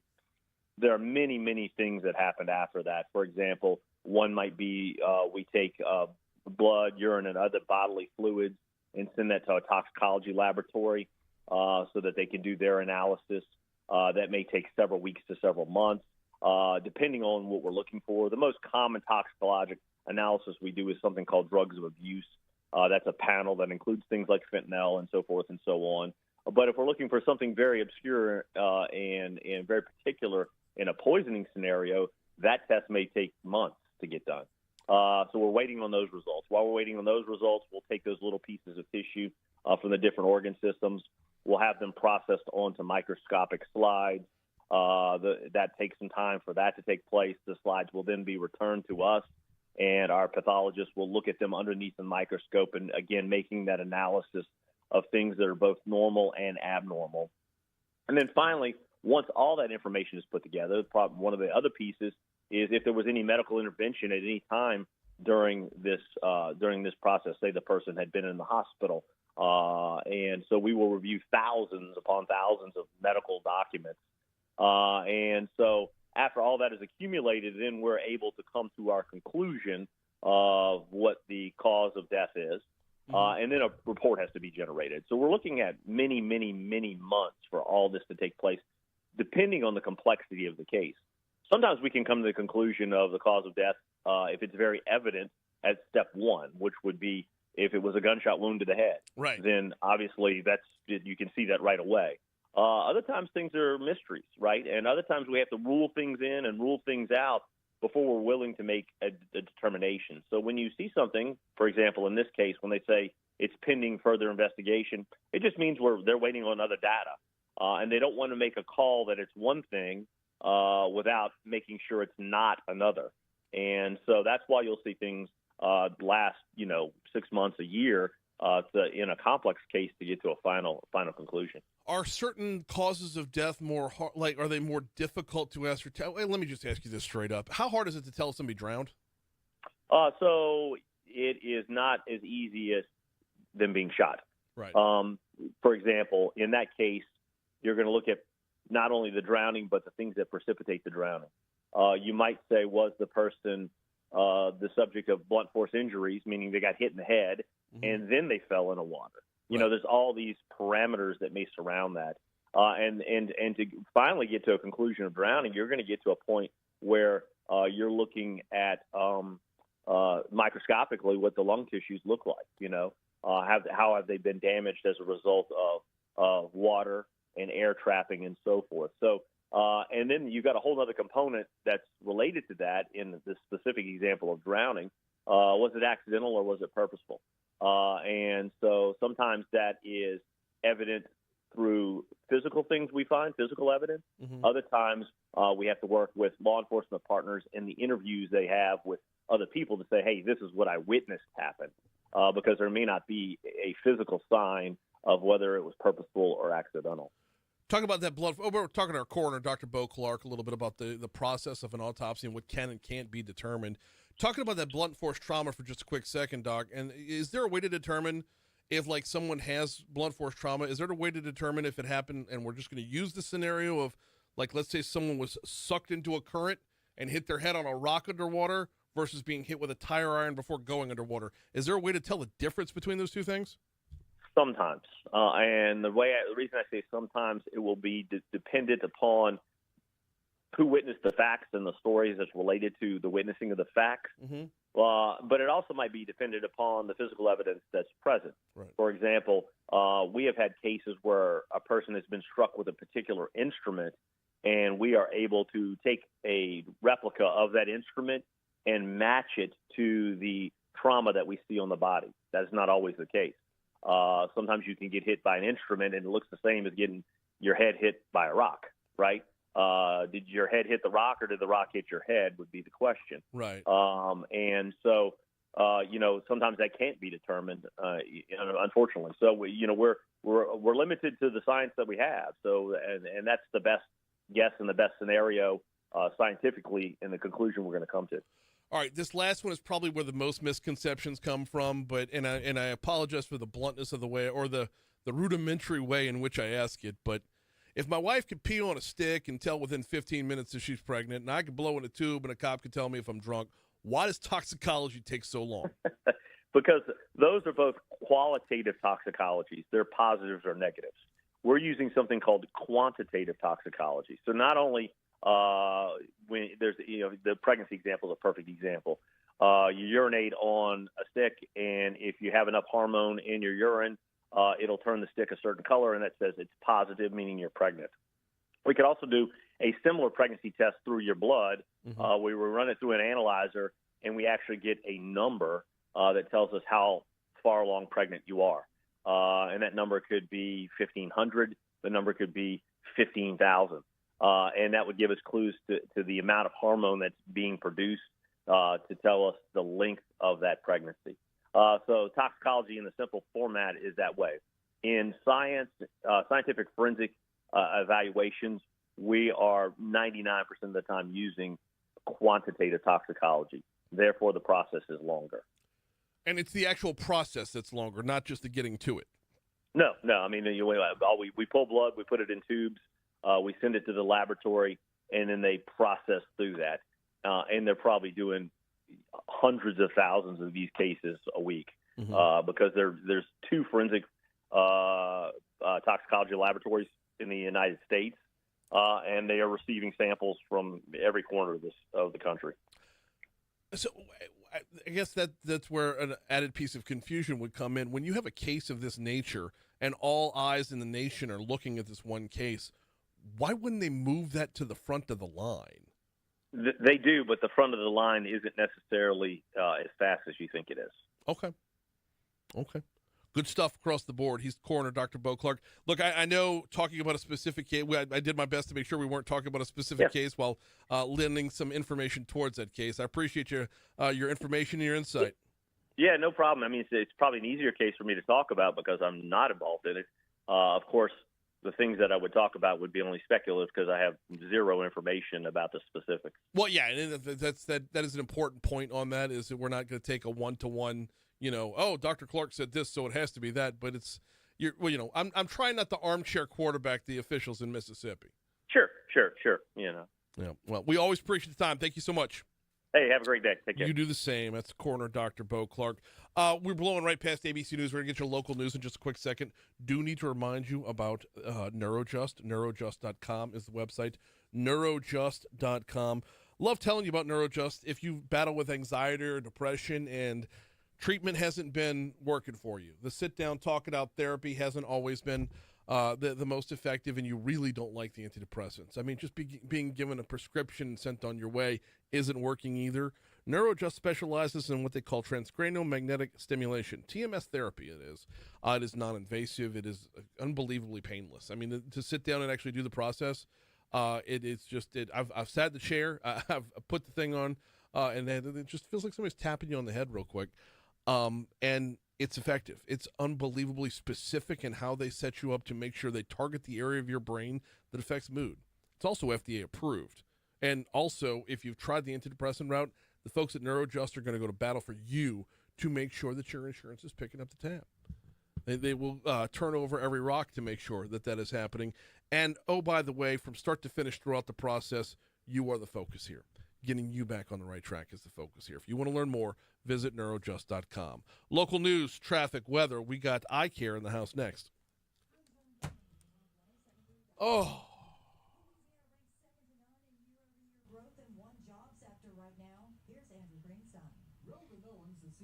And that wasn't me.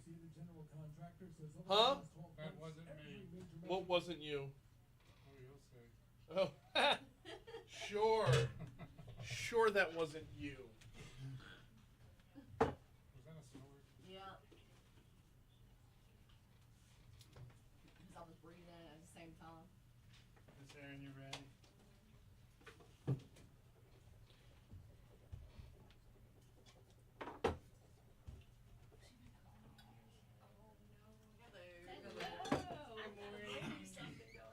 Morning. How are you today?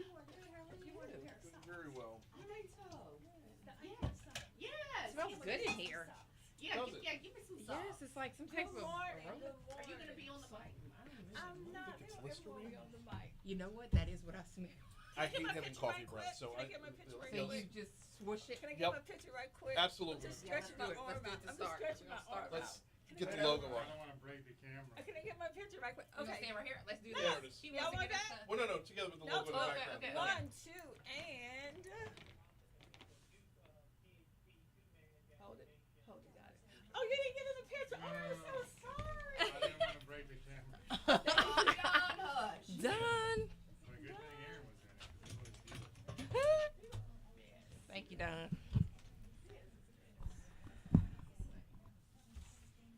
Just a lot of questions. So I know you're not asking all that, but so We'll do our shoot, best to get through shoot all whatever. No. Shoot whatever. I think the biggest thing about it is back to school or something. Like just what You've been on resources we have. before, right? Yeah, yes.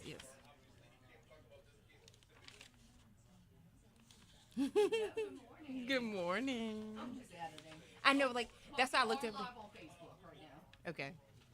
Thank you for telling me that. Yeah.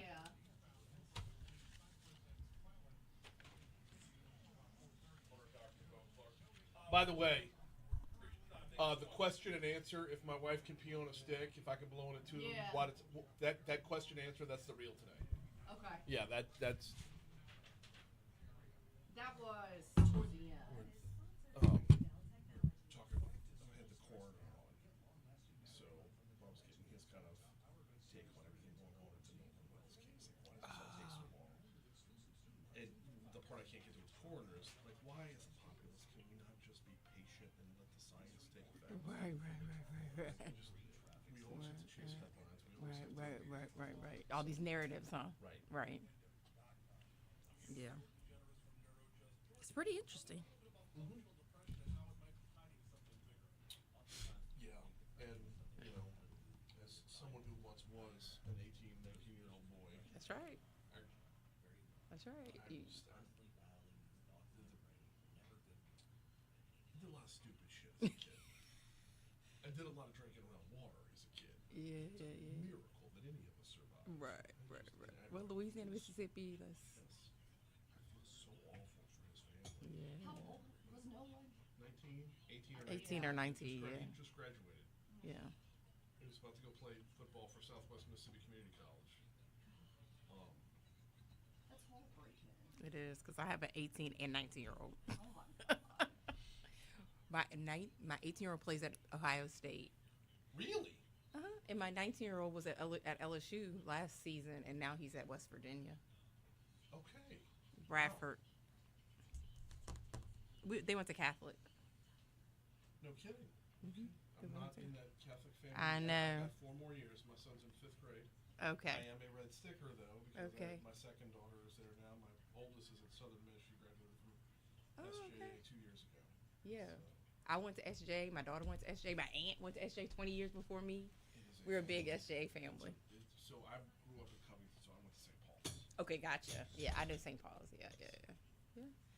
Yep, we're SJA and Catholic. So you'll enjoy Catholic. It's fun. Oh, look, you can't fun. live in Baton Rouge and not know all the Catholic. I mean, I Yeah. work with Matt Moscone. Oh, yeah. Good friends with Dixon McMahon. Oh, yeah, Dixon. I love Dixon. I get bludgeoned with the Catholic high stuff all the time.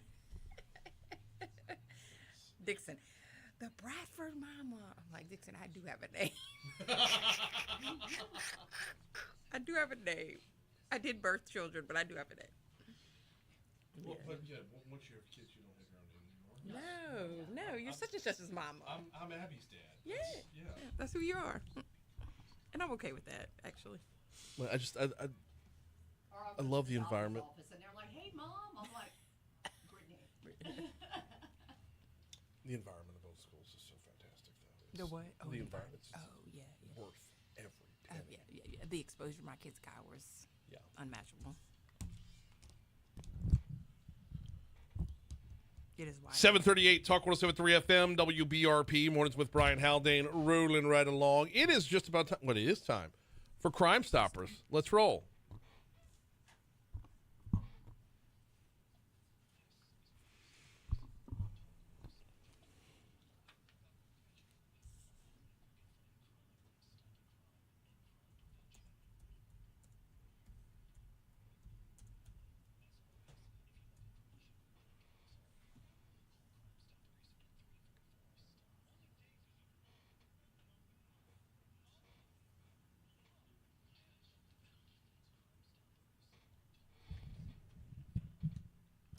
It is time for Crimestoppers. We welcome Aaron Bradford back to the show, the director of the iCare Prevention Program. Aaron, welcome back.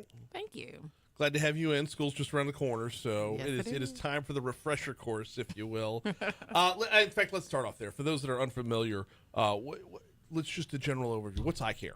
iCare is a substance use and abuse prevention program. We talk about, all the substances, but we also talk about alcohol and violence. So we are a prevention program embedded in East Baton Rouge Parish. How long you been around?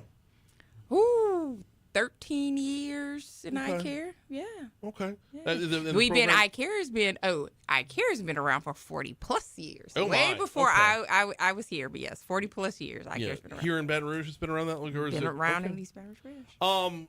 the prevention education is a big part of this. So why is prevention education so important for students, and not just students, but the families and the community as a whole? It really just equips, people in general with knowledge to support, just making healthy decisions. And I think that's important because it helps us to understand what's going on before crises like actually occurs. And that's with people in general, but in the community as well. What can we do to help to prevent some of the things that are going on around substance use, around violence? So that's our take on it. So there's such a duality here, because when it comes to violence, the if you see something, say something mantra is so important. If you see a gun in a backpack, if you see someone who is like constantly getting bullied, that sort of thing, speaking up is one thing. The substance part of this, the substance abuse part of this is a little bit different, because there's always been a different take that they're not hurting someone else, they're hurting themselves. So there's a want to be on the sidelines. Right. I think that people need to understand like those things sometimes, most of the time, work hand in hand. Where there is substance use, a lot of times there's violence. And so those things are sometimes working hand in hand. But I think it all boils down to just the mental wellness of people in general. And so that's kind of our promotion this year is let's talk about wellness. Let's talk about what that is. What does that look like? And so as we go into this new school year, one of our big pushes with students is if you're not okay, say something. So not just saying something about the things you're seeing happening on campuses maybe that aren't right. Say something when you don't feel okay. Say something when you're not okay and you need help. Speak up and say that. So hard. I mean, it's so easy to say, but it's so hard to do. It is. On different levels as well. It is. As kids are getting back into school, they're getting back into school on the elementary level, the middle school level, the high school level. So it's a different approach on all three. Talk to me about not just the approach, but the importance on all three levels. Yeah, I mean, as an elementary kid, you're right. It's hard. It's not easy at all. But I think as an elementary student, being able to talk to your parents at least, and I think it's important for parents to understand, to have conversations, to notice when your child maybe is withdrawn or notice when there's changes in behavior. So I think parents play a big part as an elementary student because they help to navigate some of those conversations early on because kids are still talking to their parents in elementary. Right. I think in middle school, they start to kind of withdraw and they rely more on their friends. But I think it's important still for parents to continue having those conversations. I always say start in elementary school because by the time they get to middle school and they don't want to really talk to you, if you've had dialogue with them, it doesn't feel as weird. Right. So I think making sure that parents are starting to talk to kids early on makes a huge difference when they get to middle and high school. But also, understanding like, I guess what I'm saying is understanding like, to continue to be observant with your kids and making sure that you're not like, oh, they're okay, they're in their room, they close the door. No, continue to talk to them, continue to watch out for what's going on. So, from a parental standpoint, it's difficult because you're the disciplinarian, you're not their friend. Right. You're the parent, not the friend. But at the same time, though, they have to know that if they come to you about something serious, the hammer's not going to be dropped if they're doing it the right way. Such a great point. Yeah. Be careful with overreacting to everything they're saying. Yeah. Because that's when every human being is the same way. If every time I come to you and you overreact, that is what I think you're going to do every time I tell you something that's kind of out of the way, Yeah. So yes, I think that's a great point, just to be careful about how you react to what your kid's saying to you, and kind of think through it and really really be intentional about your response. Well, and walking this path, we're both parents. We're both in this boat right now. Right now. Walking this path is because all the kids are different too. That's right. So the reaction's going to be different. That's right. And you can think That's right. how you're going to react until it's time to react. Oh, absolutely. And by the way, your reaction sets up their reaction. That's right. Right. Yes, all right. That's right. Reactive. Yeah, they're going to be reactive. Yeah. So follow up on that. Prevention messages for parents. What should they be discussing with their children at the beginning of the school year? Well, you talk about transition. Some kids are going from elementary, middle to high. So I think just being, cognizant of your friends, your circle of friends, the people you're hanging around. What do they stand for? What are their values? Making sure that you're talking to them about values, about what matters, and you know, and I always say too, making sure that they understand what the priorities are. You know, what are the priorities? What are we here for? What are we doing? Have plans, have goals, those types of things. What kind of resources do y'all offer to help out with that? Ooh, so you can refer to iCare. We serve all public schools, but obviously we're in private and parochial as well. We serve all schools, but I think that the resources that we provide are so valuable because we can go in and talk to groups of kids, individual kids, but then we have so many resources around us. I could sit here all day long and say all the resources we have, but we can refer out and we could you know, put some resources together for students that are community-based resources. All right, we talked messaging and resources a little bit. By the way, we're talking with Erin Bradford, Director of the iCare Prevention Program. Let's talk about programs itself. So let's start off with school-based programs. What prevention programs is iCare going to be offering this school year? We do campaigns, so we offer an array of prevention programs. Our biggest program is Red Ribbon. Because it's our premier campaign, obviously, it's about drug prevention. But we do vaping. We will have a Sunshine Day, and that is around suicide prevention. September 10th? September 10th, yes. Yes. So we're going to have Sunshine Day. Everybody's going to be in yellow shirts. Wear your yellow shirts on that day. Okay. Take pictures, post them on Facebook, tag us, you know, the iCare program on Instagram. But so we do suicide awareness. We do bully prevention, violence prevention. So those things, and we do one a month. So we focus on one thing a month in our schools. What about on the contest front? Oh, so with suicide prevention, we do a contest and then it becomes our poster for the year. So that happens kind of at the end of the year. We do a suicide prevention poster contest. So yeah, Dr. Thornton absolutely loves the poster contest. She loves it. Absolutely, probably a little too much. I don't know. Too much. She gets too excited. I completely agree. And it's amazing how many these things dovetail together. Because if you're talking suicide, there's often going to be some of the telltale signs might start with substance abuse as well. Let's talk a little bit about iCare addressing substance abuse or misuse prevention among youth. Yeah, I agree. You know, like I said before, you know, we talk about mental health, understanding mental health, understanding what that is, understanding it within yourself. Like, you know, and like I said before, you know, just understanding when you're not okay, and then having resources around you. That's why I think it's so important for parents to talk to their kids about their friend group, because a lot of times when young people aren't okay, who do they go to? Their friends. Yeah. And then the friends need to know where to go with that information. So. Yeah. And there's so many different things.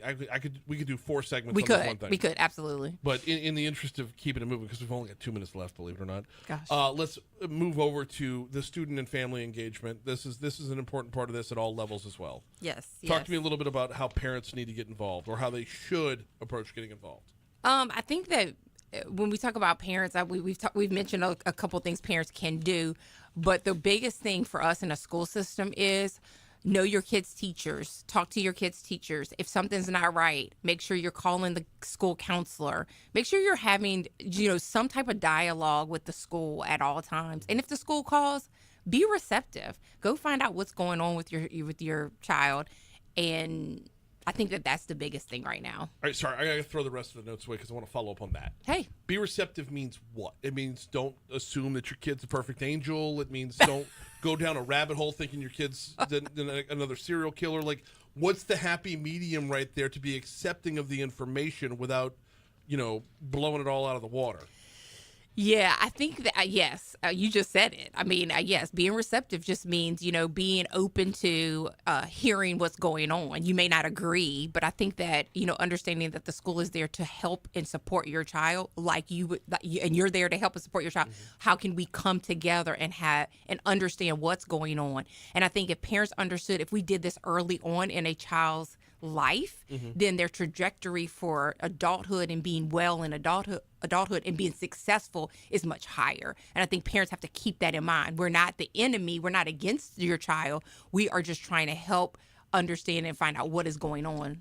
so that they're successful. And I think And- that's the big. If you could keep that in your forefront of your mind, I think it would be a better situation all the time. Absolutely. Aaron Bradford, the director of the iCare prevention program. You need to be on more regularly. This happened way too fast. Okay. We're all done. I'll come back. Yeah, absolutely. We got Your Money Now coming your way. Thank you, by the way. Oh, you're welcome. Thank you for having me. It's 7:50. Here's Your Money Now on Talk 107.3. Oh my God! So I don't like. I could throw those away and just talk. It was like so good. I know. That was I know. very I've gotten better. The first time I came, I was like, yeah.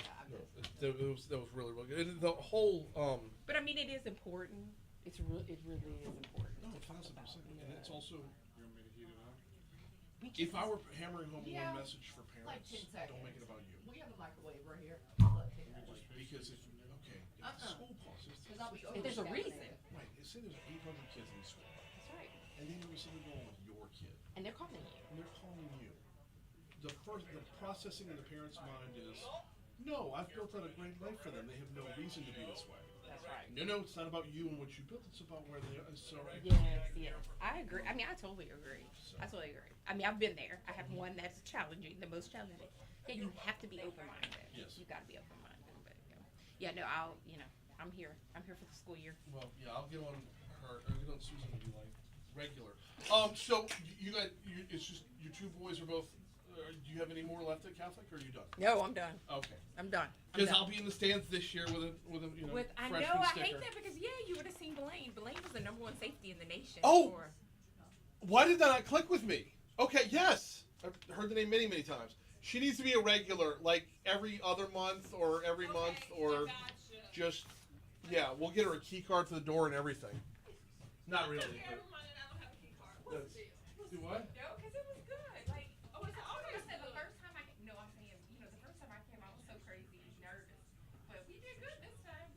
We were rocking and No, rolling. that was, yeah, that could have gone another half hour easy. When we didn't get to a third of the notes, by the way. Well, we're on Facebook. Another They what? Turn us off. No, they.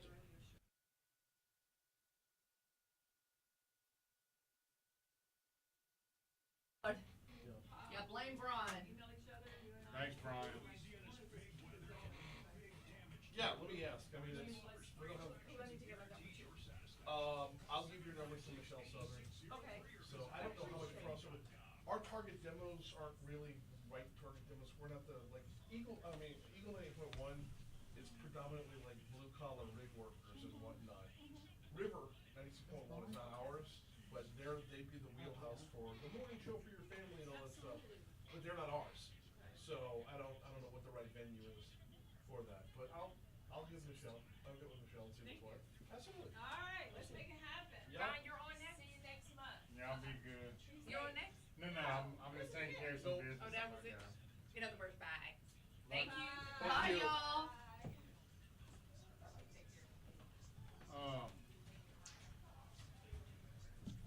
Yes.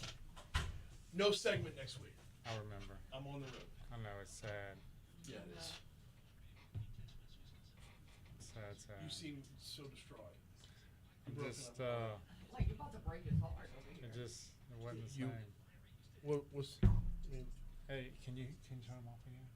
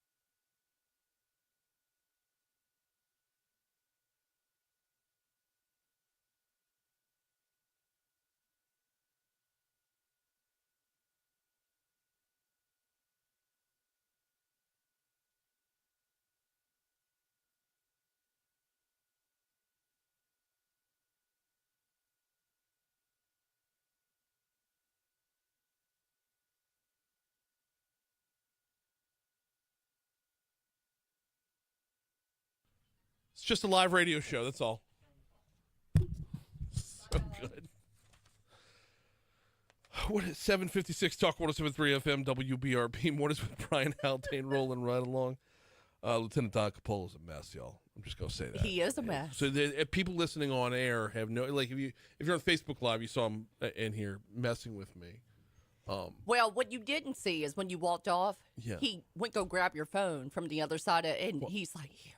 So, but okay. So, how awesome was Erin Bradford? Oh, right she there? was incredible. She was amazing. That was a fantastic segment. And as a mom, And, oh yeah. my gosh. And we could have kept going for another half hour. So I walked over there just to say thank you. It was an amazing segment. And I get back and my phone's gone. Don being the child he is.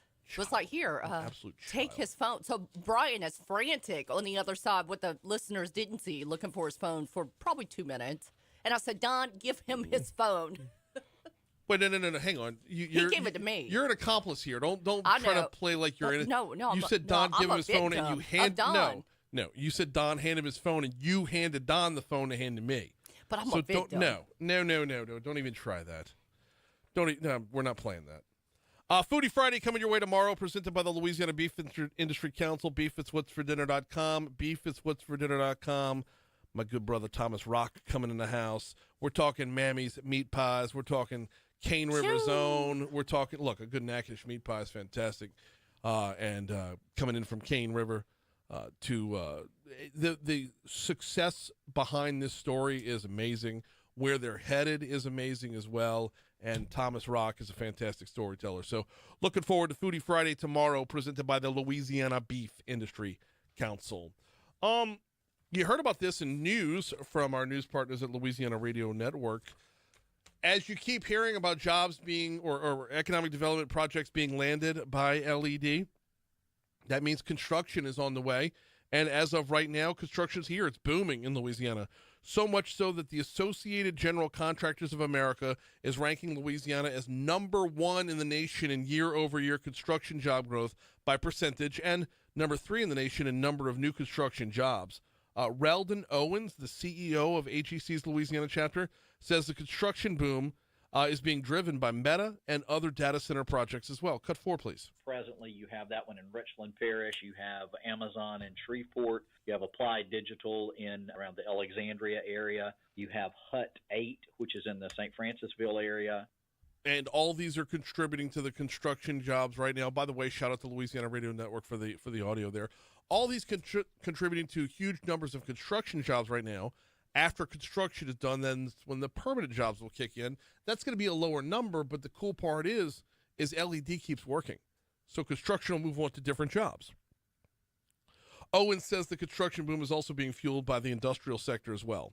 You've got CP2, which is the second LNG facility over in Cameron Parish. And then you have Hyundai Steel, and then you have some work going on in Ascension Parish.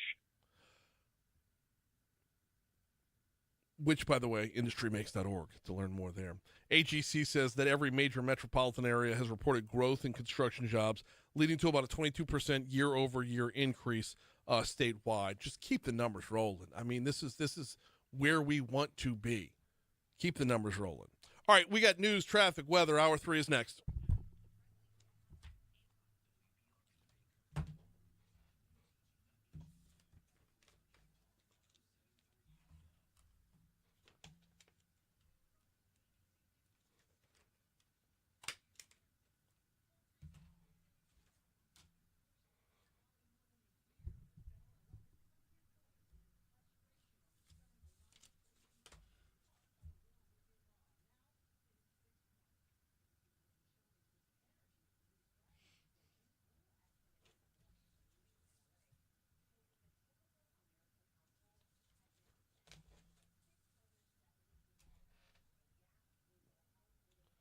So I think 2 people are going to call in, but we're going to go to them separately because I can't put 2 people on air at the same time on the phone.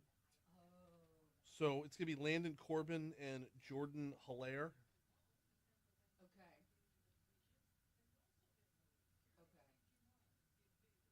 We've done that before. It gets tricky, but we've done it before, yeah. No, I've done it where I've toggled between the 2. That's not what I'm going to do here. I'm going to go one, then the other. Drop one completely. Okay.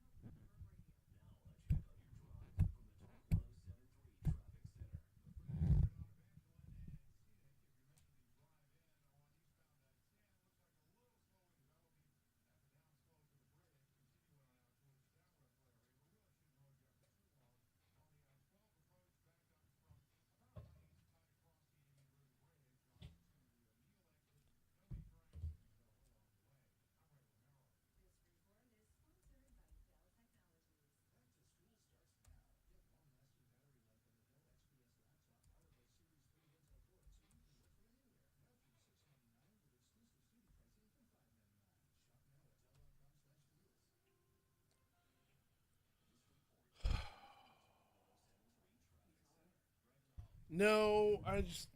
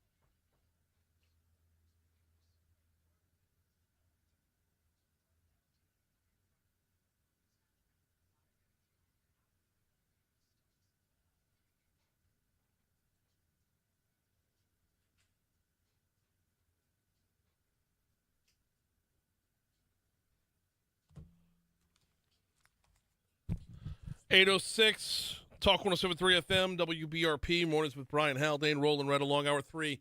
Coming your way right now. Brian here with you, Bree Lynn producing, starting off the 8 o'clock hour at 83 degrees in downtown Baton Rouge as we broadcast live from the 180 Pros studio. Just going to do some spitballing out loud real quick. Yesterday it was announced that Louisiana was one of 5 finalists in the nation for the Nuclear Life Cycle Innovation Campuses. 26 different states applied to get in this mix. 28 different states applied to be part of the Department of Energy's program on this front.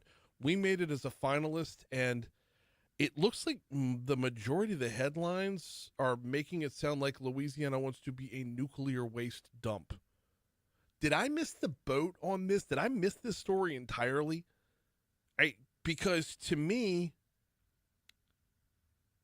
the story itself, the press release that came out said, following record levels of interest in the application process, U.S. Secretary of Energy Chris Wright signed memorandums of understanding with 5 states to continue exploring opportunities to host innovation campuses.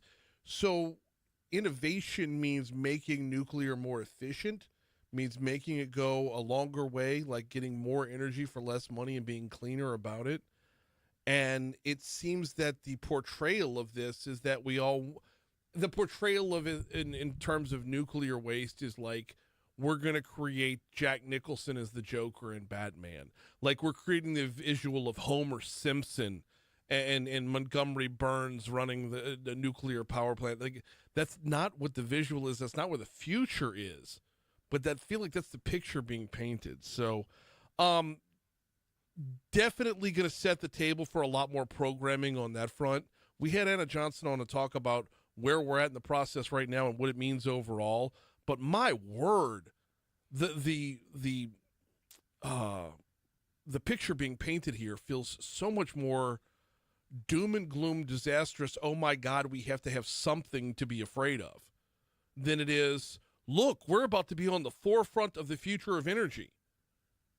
So I can't give you a programming note for an actual day and time yet, but during the last break, I was sending an email out to, we've had Deputy Energy Secretary James Danley on the show before, so a couple times actually. Really enjoy talking to him. He's speaks in very understandable terms, and he's very forthright with his information. So I've got the feelers out right now. Want to get James Danley back on the program to talk about this specifically. Let's go right to the source. Let's go right to the front of the class. Let's go right to the head of the table, or whatever other metaphor you want to use.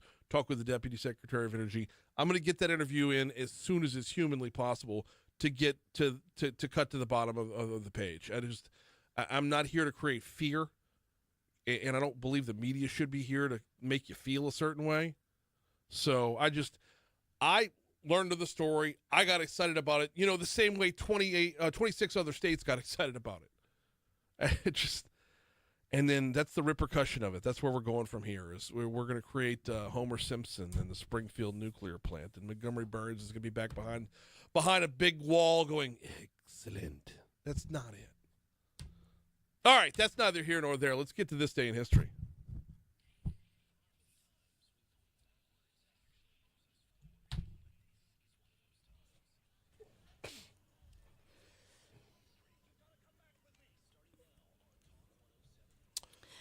All right, Brian, keeping it on Shark Week. Are we now? Because this inspired the movie Jaws. Oh. Back in the year 1995. Dun-dun-dun-dun. It's morbid, though. Wait.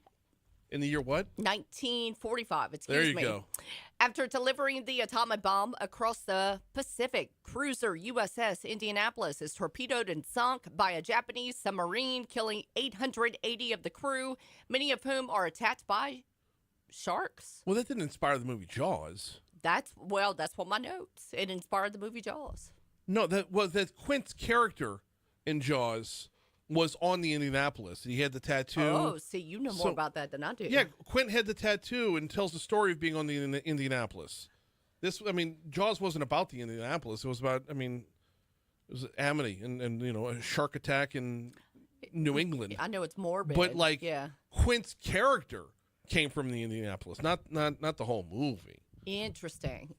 All right, skipping ahead to 1956, President Dwight D. Eisenhower signs a legislation officially making, end quote, "In God We Trust," the national motto of the United States.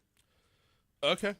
1965, President Lyndon B. Johnson signs the Social Security Amendments of 1965. This would go on to establish Medicare and Medicaid to provide health coverage for elderly and low income.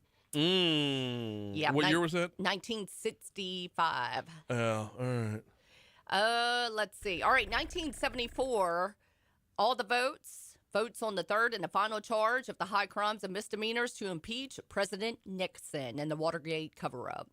Wait a minute. That was on this day in 1974? Mm-hmm. 1974. All right. In 1976. You skipped it. Oh, no. What you got? I knew you were skipping it. You skipped it. Dang it. All right, what you got? 1975. 1975. That would be the only year between 74 and 76. I know. 1970. It was on this day in 1975. Jimmy Hoffa disappeared. Oh, okay. Oh. So 1976, Bruce Jenner sets a world record to win the, I'm going to butcher that, the decathlon. Decathlon. See, you told you I would. Gold at the Montreal Olympics. Now, Bruce Jenner. She did a great job. Should we say Caitlyn Jenner? Okay, so serious question back then. Mm-hmm. So, should we? And very much a manly man. Right. A cover of Wheaties, on the front of a Wheaties box, for crying out loud. I know. One of the decathlon for crying out loud. Man. I know. It's. And now she's a she. She's a she. That's all I got. What about you? No, the Indianapolis was on my radar for that one. Jimmy Hoffa was on mine as well. I got a couple of music notes. Oh, I got one movie note. You want to talk about sharks? Yeah. This day in 2014, Sharknado 2 hit the screens. This day in 1991, Enter Sandman was released. I had that. And this day in 1996, big shout out to late Gen X right here. Sublime's self-titled album was released in 96. Nice. How awesome was that album? Oh, yeah. Right? When college radio was a thing? Yep. All right, happy birthday to Christopher Nolan, Lisa Kudrow, Terry Crews from Brooklyn Nine-Nine, and he's the host of America's Got Talent. The former governor of California. I never know how to say his last name. I always say Nager at the end. So Arnold Schwarzenegger. Am I saying it right? It's Arnold Schwarzenegger, yeah. Yeah, okay.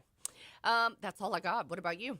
I did not do birthdays. Oh, Hillary Swank. I'm sorry, 1974. That's all I got. Who's notable? Okay. So, notable deaths. The only one I really have, John Penn, American founding father, and also signed the Declaration of Independence on this day in history. Bill Walsh, former NFL coach Bill Walsh, died on this day in 2007. And I had one more birthday. It's Bud Selig's birthday, former baseball commissioner. All right. Yep. National Day today. We have two little foodies for you. National Cheesecake Day. Okay. National Chili Dog Day. Was yesterday. See? It happened again. What I did? Wait. No, you didn't do anything, but the dadgum big hot dog's influencing again. Here it is, one more time. On the 4th of July, we all buy a bunch of hot dogs to throw on the grill. And if there's leftover hot dogs, 2 weeks later, you had National Hot Dog Day. Yep. Well, here we are again. Time to check Having that another inventory. hot dog. The big hot dog industry, the hot dog Illuminati behind the curtain right there, is pushing you down. Hot dogs again. It's National Chili Dog Day now. Guess what? In So- 2 weeks, it's National Cheese Dog Day. Probably. I'm joking. But No, probably. you're probably right without even knowing it. National Hot Dog Day, followed by National Chili Dog Day. Right. All in the week of the 4th of July when we didn't buy enough hot dogs. Are you Yep. kidding me? National Plain Hot Dog. Total conspiracy. Dun-dun.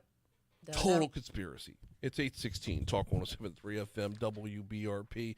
Do need to remind you about Guarantee Health Solutions. GuaranteeHealth.com is the website. GuaranteeHealth.com. Building out a platform for your medical office to just reach new levels of success. Rachel Fricky is the founder of Guarantee Health.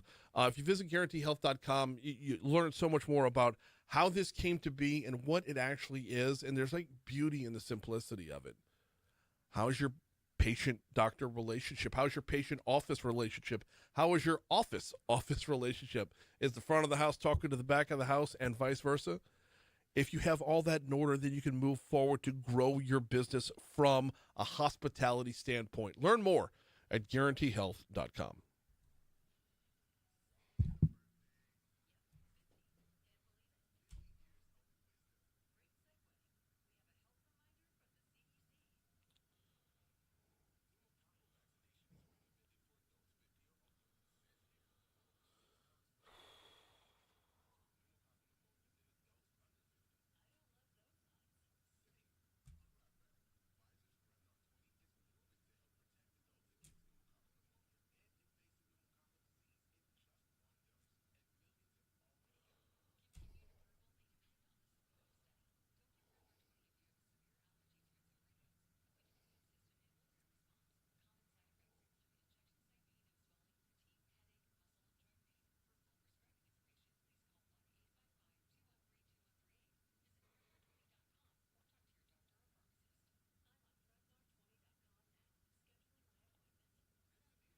Odell Ware. Anybody else's live? You what? Odell Ware says anybody else's live stuck on repeat. I'm showing it's fine on my phone. Yeah.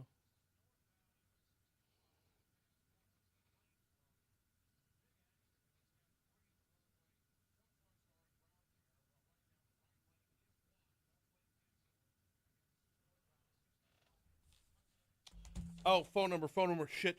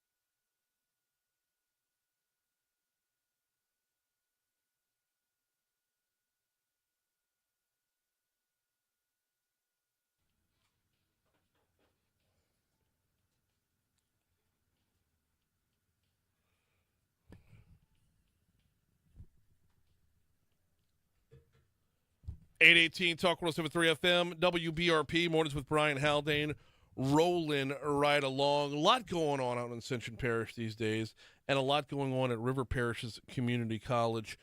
River Parish Community College, excuse me.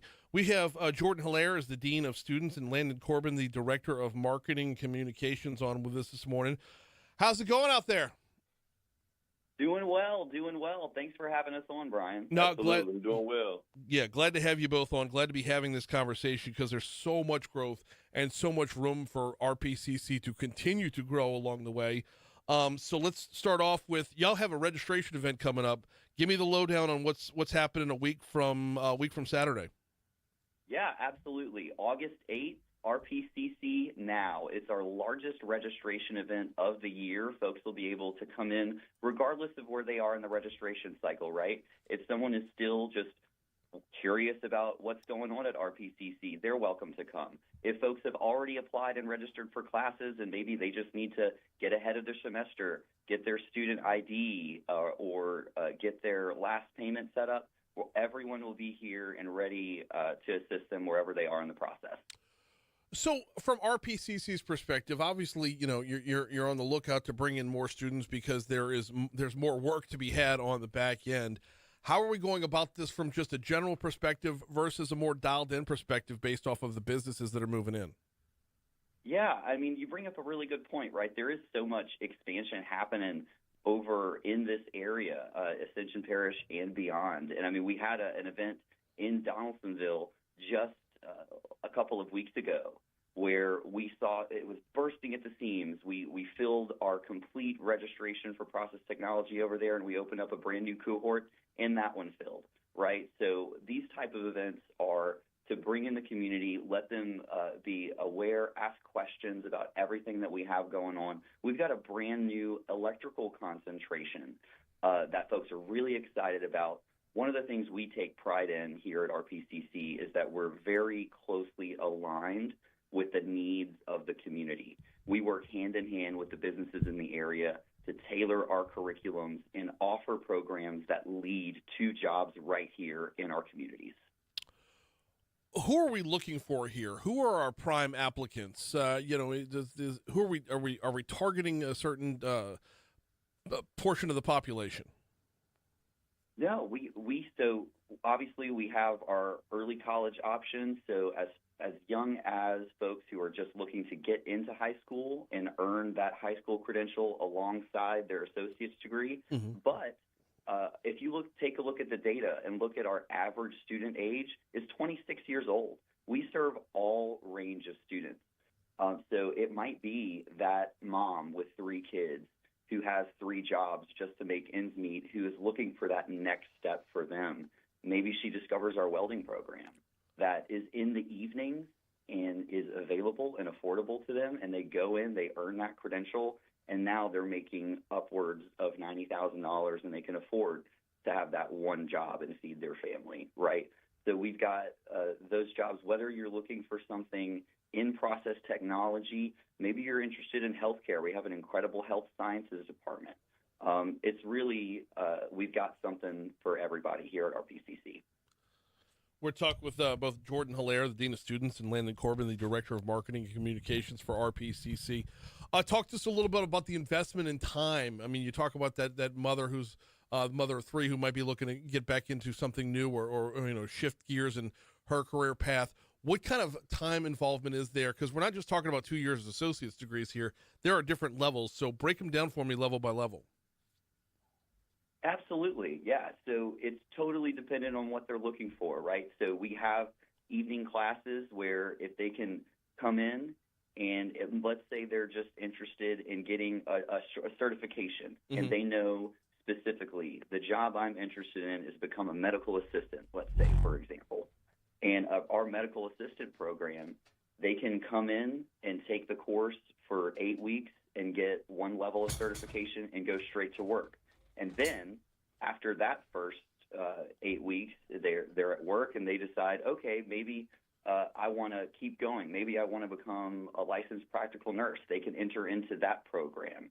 And so depending on the level of certification and the jobs that they're interested in, The time frame is completely adjustable depending on their goals. And we have a fantastic team of advisors here at RPCC who can walk them through those different on-ramps and off-ramps and careers that align with their goals. Actually, expound upon that if you wouldn't mind. And Jordan, if you want to get in here as well, expound upon that, because I think it's that collaboration that can open doors that a lot of folks didn't even know existed. Yeah, absolutely. I think that for us at RPCC, we really pride ourselves on building a network of a community, right, within our college to support our students, right, regardless of the challenges that they may face prior to coming into the college or during that time. We have various student support services, whether it's TRIO support services, mental health services, student life as well, to really connect and engage, all of our students with different resources to really help them along the way throughout their journey here at RPCC. So regardless if you are looking into an LPN program or general criminal justice program, we have the student success coaches and various resources here to really support them from start to finish. And how often does things like student life get overlooked on a community college level? I mean, you have the mindset of, get in, get your certification and get out, or get in, work towards that associates and move on, one way or the other. But you are still living your life within that, within those parameters. How important is it, and or how overlooked is the student life aspect of RPCC? Well, one, I think it's very important, right? And I think that's one of my goals, my responsibilities, but also my vision as well, along with our chancellor and the rest of the, our college staff, to look to see how can we be innovative in our approach, right, when it comes to our two-year college, to connect and support our students immediately, right? And we think about the different programs that we offer, specifically our student leadership programs, whether that is our Student Government Association or various other student organizations, maybe even our Honor Society, Phi Theta Kappa, right? How do we get them involved early, but also often, and be consistent as well, to help them grow, not just as an academic scholar here at RPCC, but also as a student leader and leader beyond within our college and also in our community. Got just a couple minutes left with Jordan Hilaire, Dean of Students, and Landon Corbin, the Director of Marketing Communications from RPCC. Let's talk numbers real quick. How many, what kind of numbers do y'all produce every year for putting folks back in the workforce? Yeah, so I can tell you that we currently have about 3,500 students enrolled at RPCC, and we work very closely with our industry partners to get them opportunities to make those exact kind of connections, right? So, and we don't just wait for the graduation ceremony and commencement and then send them on their way and give them a list of folks to talk to, right? One of the things that I enjoy the most about what we do is we have something called Industry Match Day, and we bring our business and industry partners onto our campus, and we give them a tour of different stations that touch on a lot of different program areas across the college. They'll see a drafting presentation, they'll see an electrical presentation, and these presentations are from students in our programs walking through problems that they have to solve in hands-on scenarios. And then after the presentations, they all get together in our library, and we do what essentially is like a speed dating. And so these are lightning quick, sit down, essentially a mock interview. So someone from, let's say, Dow or BASF or one of our various industry partners will sit at the table with our students, talk about what they saw, and ask them relevant questions to get these students to start thinking, these are the kinds of things that I'm going to need to know when I walk into that job interview. It's such a rewarding experience for the students. Very, very cool stuff, a career-based speed dating. Let's go back to the top of the page real quick. Give me the rundown on the registration event one more time and where folks need to go to learn more or to register. Yeah, absolutely. So RPCC Now, it's our largest registration event of the year, August 8th from 10 a.m. to 12:30 here at our Gonzales campus. That's at 925 West Edenborn Parkway here in Gonzales. You can come in and pre-register for orientation before you get here. You could do a campus tour while you're here. We've got a financial aid presentation. LAFSA is going to be here. If you need help registering for classes, we're doing on-site registration that day as well. Make sure you go online to rpcc.edu/now/event and find all the details, find out what you need to know before you go, what to bring with you. The full event schedule is on that page as well. 8-8, the Ocho. Jordan Hilaire, Dean of Students, Landon Corbin, Director of Marketing and Communications for RPCC. Thank y'all so much for a couple minutes this morning. Thank you very much for having us. Absolutely. We got a little bit under a minute before we hit news, traffic, and weather, talking ball next. But before that, let me remind you about the Baton Rouge Metro Airport. FlyBTR.com is the website. FlyBTR.com is your home base. Not too soon to start making your, well, I say not too soon. It's the right time right now to start making your reservations to follow the Tigers this fall as the excitement builds towards Lane Kiffin's first season in Baton Rouge. You want to be a part of it on the road? You can.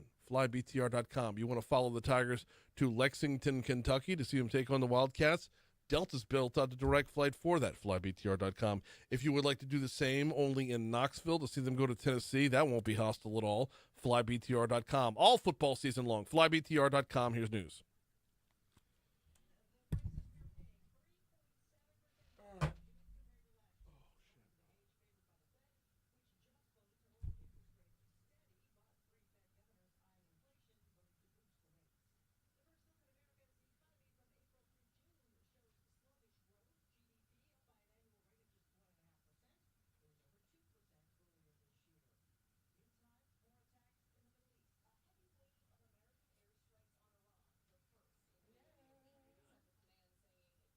Zach, have you met Bree Lynn yet? I don't think you've been around since she took over as producer. Oh, come on in. Yeah, get on in here, and I'm going to move over one. You know Chase? You met Chase yet? I don't think so. You met Chase? He's the big dog at Sports. Hey, how are you? I think we met way back in the day. Did we now? Yeah, I think when we ran that girls' league for the Cal schools during COVID, I think you were in there coaching.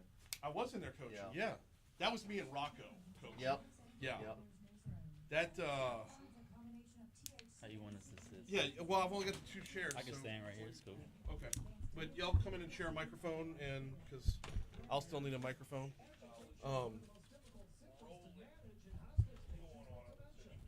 I need last names too, by the way. Yeah, Stanley.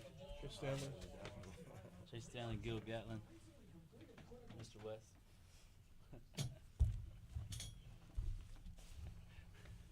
Those girls were beaten by United before the game even started. I know you And told me. that just they walked in with zero confidence. They were like, they're so good. Shut up. Just play your Our game. last tournament. I don't think we would have won.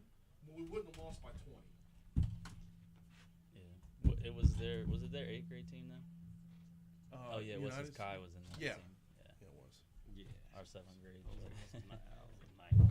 Well, no, it was our 8th grade team. That was. But I mean, we have 7th graders. Well, yeah, we have a few 7th graders on there. Yeah. Yeah, it was. You could tell that. Yeah. Do what? Psychological part of the game got to him. Yeah, Quick. it's they're really really good, really disciplined, but also beatable. They move without the Tournament ball. Gulf Shores. Yeah. United came down. We played them in 2 different championships, I think. Is that the team out of New Orleans? No, they're here in Baton Rouge. They're the ones that get like the top players in the state. Who runs that group? Fallon Ward, I believe is her name. That's yep. Yes, indeed. It's I'm sorry, Gil. Give me your last name again. Gatlin, like the gun. Gatli. Chill out now.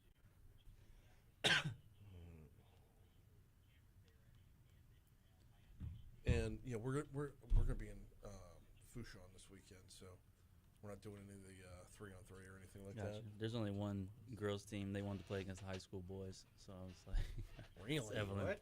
You know who it is. It's Evelyn and Emma. No. But so there's another event Saturday. We're going to talk about a little bit. If that's cool. Sure. The back to school camp. Okay. That they collaborated with Langston and Sportsplex. Okay. So giving back to like 120. Yeah, it'll be north of 110 kids. Yeah. Nice. Pretty cool event.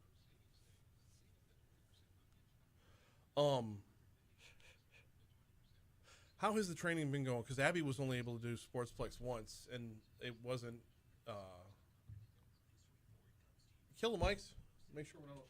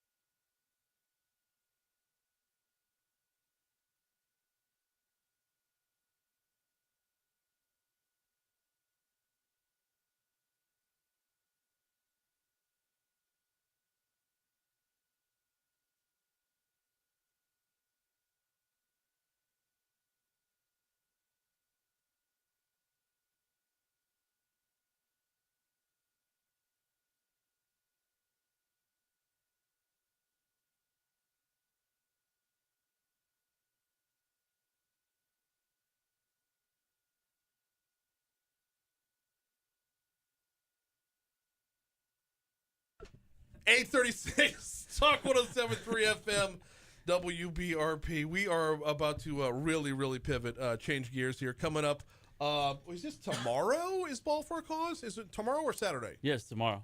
Okay, Friday. all right. Oh, it's here. Yep. We got Zack West in the building. We got Chase Stanley. We got Gil Gatlin as well. Welcome aboard. How's everybody doing today? And by the way, when y'all take turns on this mic, we got to make sure you're on the mic and not just ambient in the room. Doing well. Yeah, doing great. Thanks for having us. Absolutely. Good morning. So Ball for a Cause, give me the lowdown. What is it?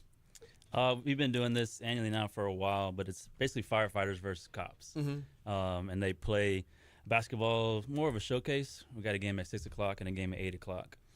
And it's what we're doing this year is we're raising money for back to school camp. That's the following day.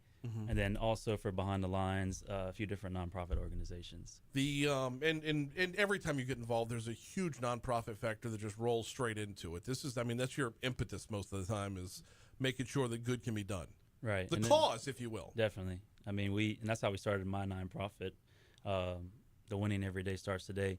And we just rolled right into the first responders, and we've been doing it since. And last year we had a couple mayors come out, and we had them pick which nonprofit. Each team picked a nonprofit where they wanted the money to go to. Very, very cool stuff. Pivot over to Chase real quick. Let's talk a little bit about your involvement. What got you in? What keeps you around? Yeah, I mean, I've been at Sportsplex since day one when we opened in August 2012. But I've been in the executive director role now for a little over a year. We brought Zack on 6 or 8 months ago, full time. He's the head trainer, assistant director of basketball. He does a fabulous job training, but also a fabulous job with through the West Foundation running these community events. It's really been awesome to see these events grow, and he does a really good job giving back to the community, giving back to local schools, local youth organizations. Absolutely. From Sportsplex's standpoint, though, bringing this in-house, I mean, bringing it under y'all's roof is a huge deal, because, I mean, it's the facility's fantastic, but making the most of it on all fronts is worthwhile. Correct. Yeah. I mean, the big emphasis we've been trying to put forward into the community is that we're a gym for everybody. Right. Whether you're a kid trying to make his first basket, somebody training with Zach trying to get to the next level professionally, or just trying to find a place to belong.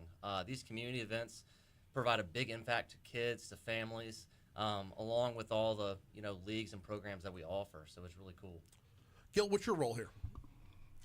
Gil Gatlin. Zach and I run IDE basketball together, another community service organization that caters to young girls. We travel those girls around pretty much around the southeast, southwest part of the country playing basketball. And we're heavily involved with what they have going on at Sportsplex. We participate in all the community events that they put on. And that's our role in that. Full disclosure, I'm an IDE parent, so just want to have that out there. We just wrapped up in Gulf Shores last weekend, which, by the way, the messaging behind IDE, the unity between the teams, that I wasn't expecting that from an AAU group to have that kind of crossover between when the 7th graders are cheering for the 8th graders are cheering for the 16-year-olds. Like, it's just that crossover of we're all one team, I think, is pretty phenomenal.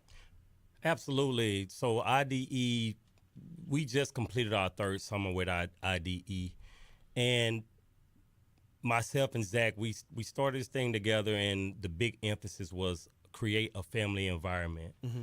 All the teams are under one umbrella. So, it all comes through that one group. That's why it feels like one large family. It's because it really is.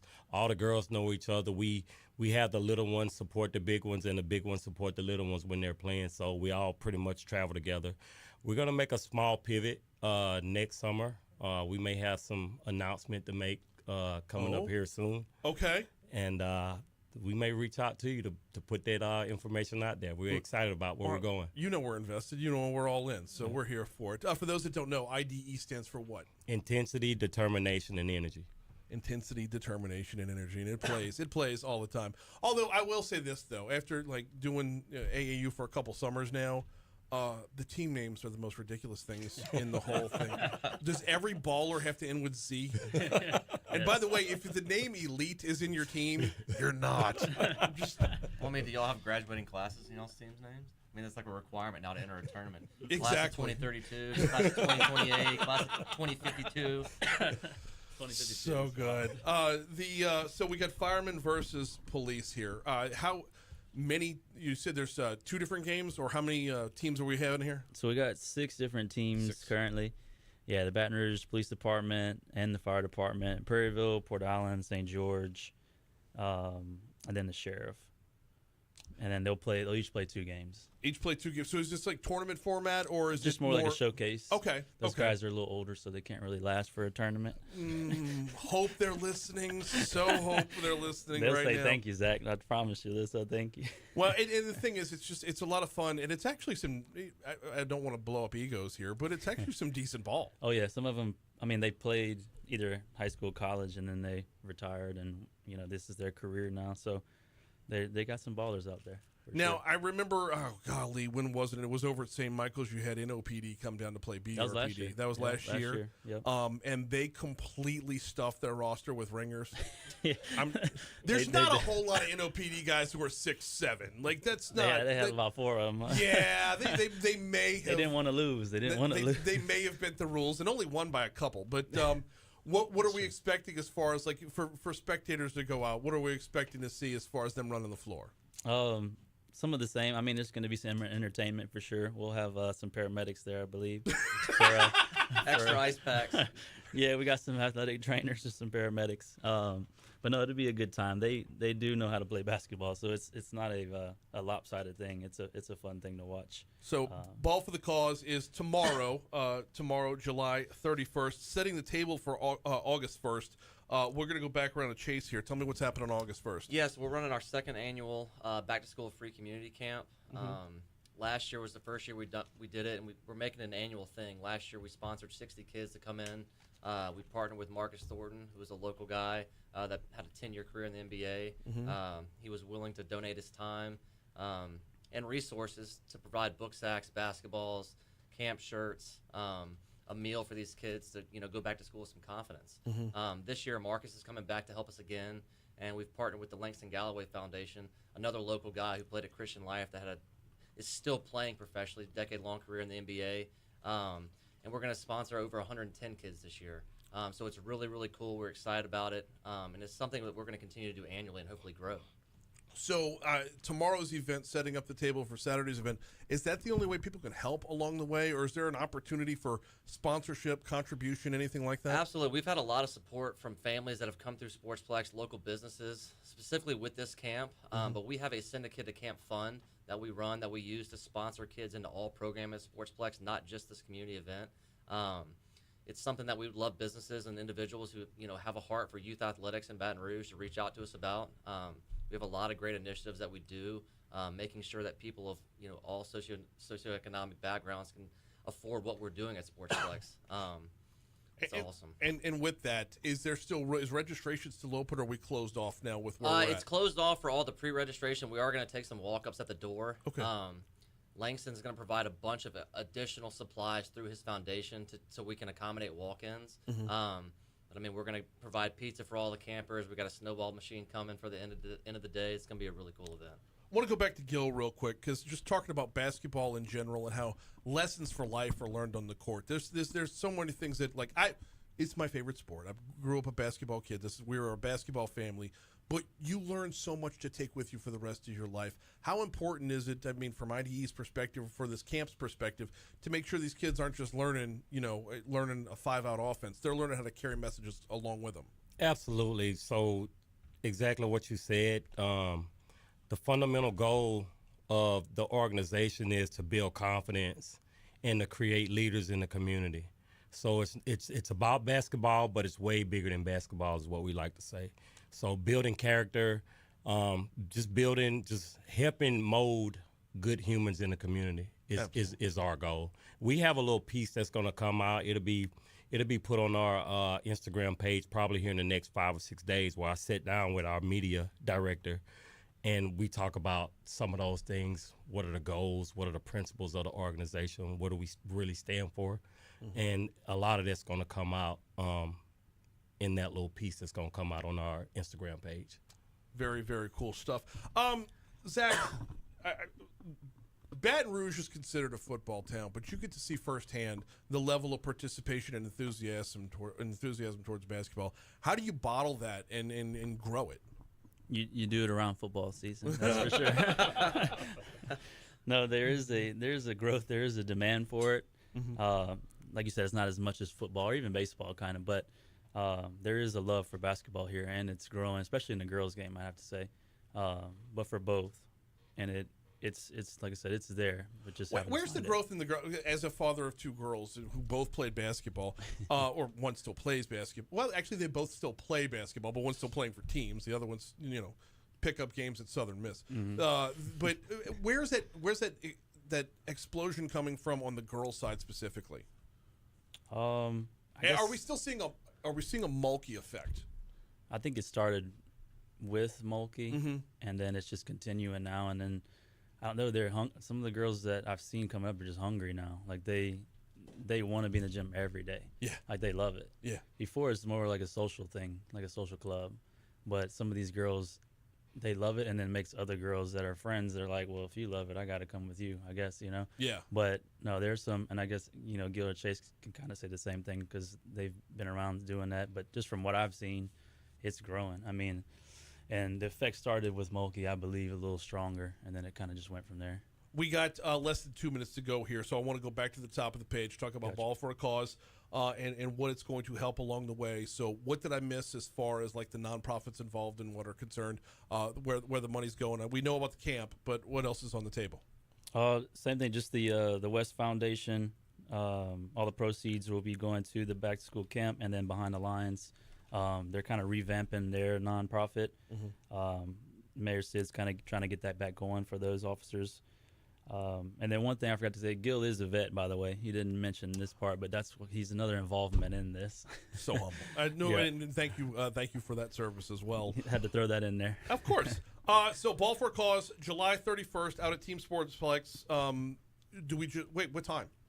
6 o'clock is the first game, and then 8 o'clock will be the second game. Okay, And we're running a 3v3 before that, so we'll be there early. Okay. So 6 o'clock, first game for Ball for a Cause. Do we just walk up? Price of admission? What are we looking at? Yeah, $5 for admission. Just goes to nonprofit. We'll have a couple like raffle things there that people can raffle off or get into. But yeah, we'll be there. Looking forward to it. Ball for a Cause, always a great time. Fun to see not just the ball, but the personalities involved as well. They're always a lot of fun. Chase, Gil, Zach, thank y'all so much for a couple minutes this morning. Thank you, thanks, Brian. Appreciate We're coming up on 8:50 at Talk 107.3 FM WBRP, and we are not done yet. We've got one more segment to go here. On the back end of we're going to check your money now. We'll check traffic one more time. On the back end, Mitch Landrieu has been in the news or available online or podcasting or blogging or whatever a lot lately. What's his why? Let's talk about that next on Talk 107.3.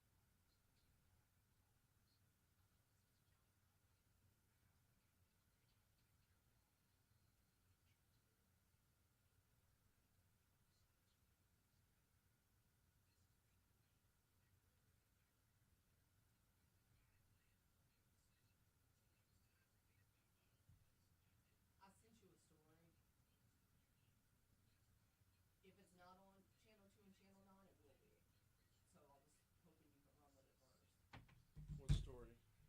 There's a lot of privacy concerns with the neighborhoods within drone vicinity, especially Tara. The Tara moms are just fired up about it with privacy concerns, noise. You emailed it to me? Yeah, I emailed it to you. What? I have our HOA president who's willing to speak, but I think it would be better if you get like a council member, potentially a long shot, but somebody from Amazon, Cortana, who can speak. Chris Nakamoto is getting pitched the story, so it's Brittany Weiss, but you're just, I need to run with it. With your connections you have. Sure.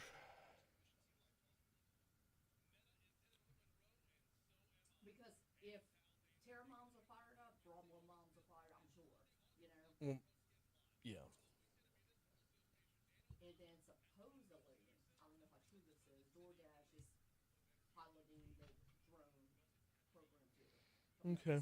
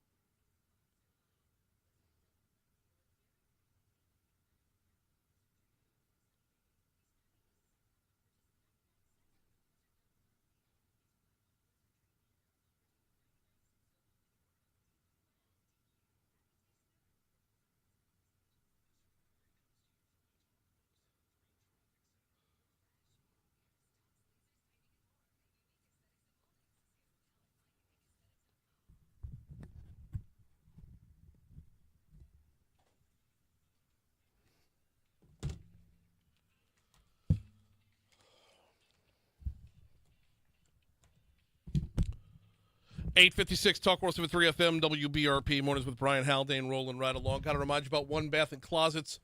OneBathAndClosets.com is the website. OneBathAndClosets.com. I'm going to spell it out, O-N-E, BathAndClosets.com. Went this route, y'all. House was built in 64. 2025, the missus and I said, you know what? For Christmas, let's get each other a master bathroom.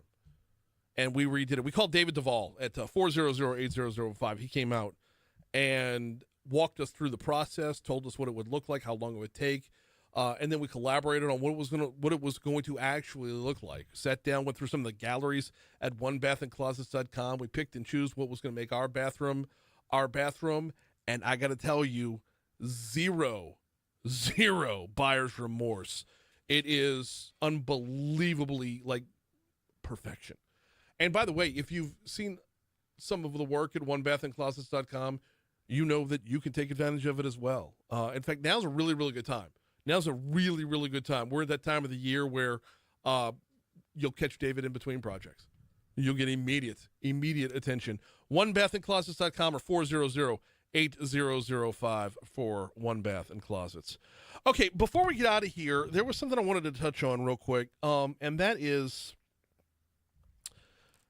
kind of an Am I Crazy sort of segment. Last weekend, you saw Mitch Landrieu go head-to-head with Jeff Landry back and forth on Twitter about the city of New Orleans and the value of and blah, blah, blah, and the back and forth that they've been going at it. And you saw the mayor of New Orleans say, I've said my piece, I've moved on, and then Mitch steps in, and they're going back and forth. And then there's also this, I don't know if it's a show, a podcast, whatever, called The Takeout, where Mitch is talking about a thing that he's been doing with a special online project, talking about Democrats needing to win the South. And there's a lot of folks out there who have been saying Mitch Landrieu is setting up a run for president in 2028. Oh, yeah, getting himself back out there, potentially setting up a run for president in 2028. But I got to tell you, I'm thinking this might be a little bit different. I think he's setting up a run, but honestly, I think it's for governor. Tell me if I'm crazy here. Sound off in the chat. The glorified crew in the chat. We're live on Facebook every single day, courtesy of Lake Urgent Care. Tell me if I'm crazy here, but you're talking about a man who has been proven electable on a statewide level, lieutenant governor from, was elected in 2004, served through May 3rd of 2010. He was our lieutenant governor. He's been elected to the House of Representatives before. He's been elected mayor of New Orleans before. He is a winnable Democrat. He also has name recognition. That Landrieu name isn't as prevalent right now as it was maybe 15, 20 years ago, but it is still very prevalent out there. More prevalent than a lot of Democrat names are. And we are just over 1 year away from a gubernatorial election where I don't think the Democratic Party has the kind of bench, has the kind of roster that can just throw someone out there against an incumbent Jeff Landry and have a good showing. I honestly think all this recent publicity for Mitch Landrieu might be the opening salvos of a gubernatorial campaign. Just keep an eye on it. Moon's next.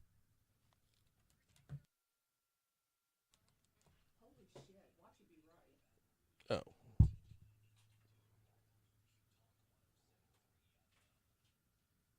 Can we get Mitch on the show? I could try. He doesn't do a lot of local media. He's a big national... Like Dr. Fauci?